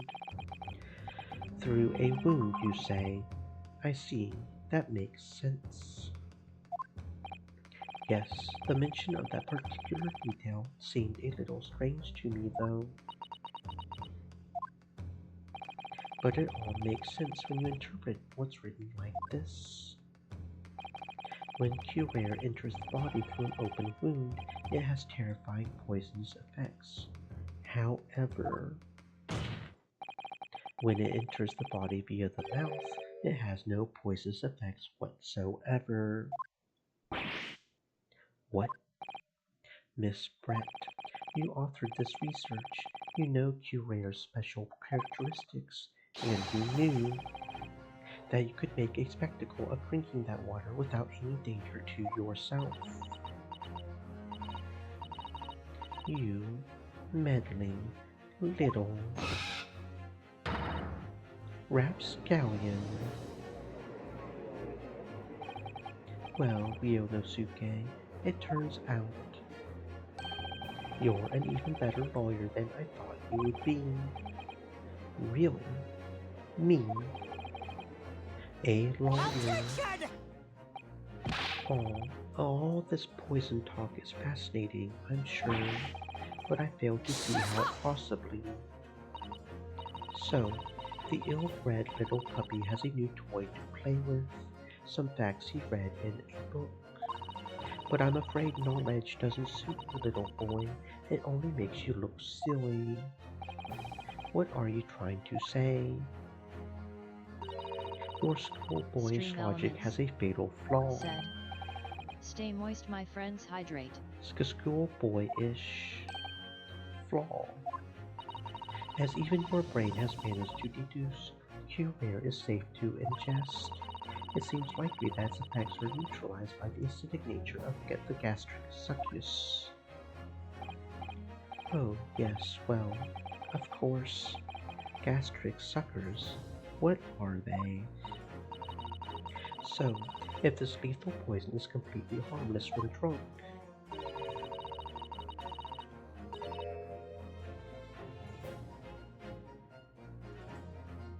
The professor wouldn't have died when he swallowed it, would he? That's right. Good gracious. That's basic science. Science that even a schoolboy should be able to understand, no? Order, order in court, order. The logic holds. If the lady and the professor drank the same poison, they would be affected in the same way. Or are you trying to suggest? Yes, this Q-rare poison is completely irrelevant to the case on trial. That's right. Surely even a little cockroach like you could understand something as simple as that.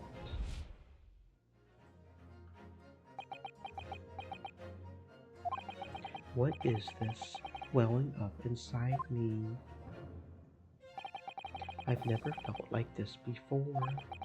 It's a sort of conviction to break down all the discrepancies. It's so intense, almost rage-like, and more than anything else, it's an animalistic desire to take down my prey. Objection!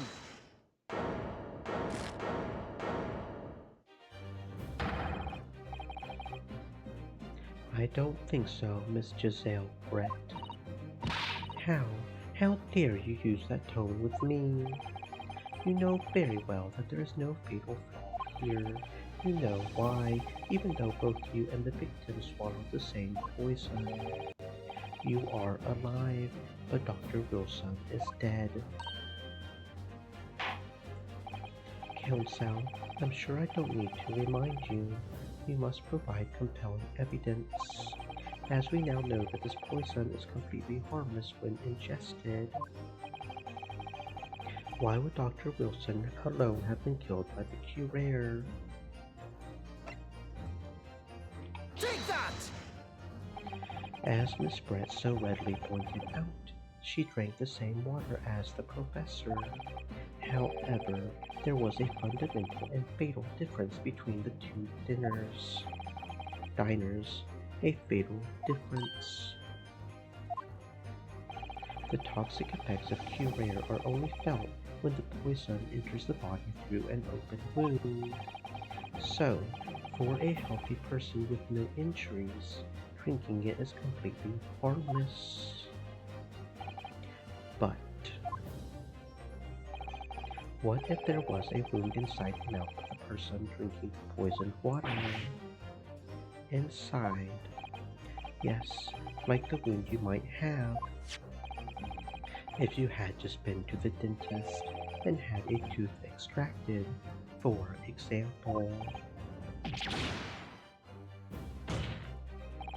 Miss Brett, you've acknowledged many times in your testimony already that you were well aware of Dr. Wilson's dental appointment that day. So that's it. You used that knowledge to orchestrate this.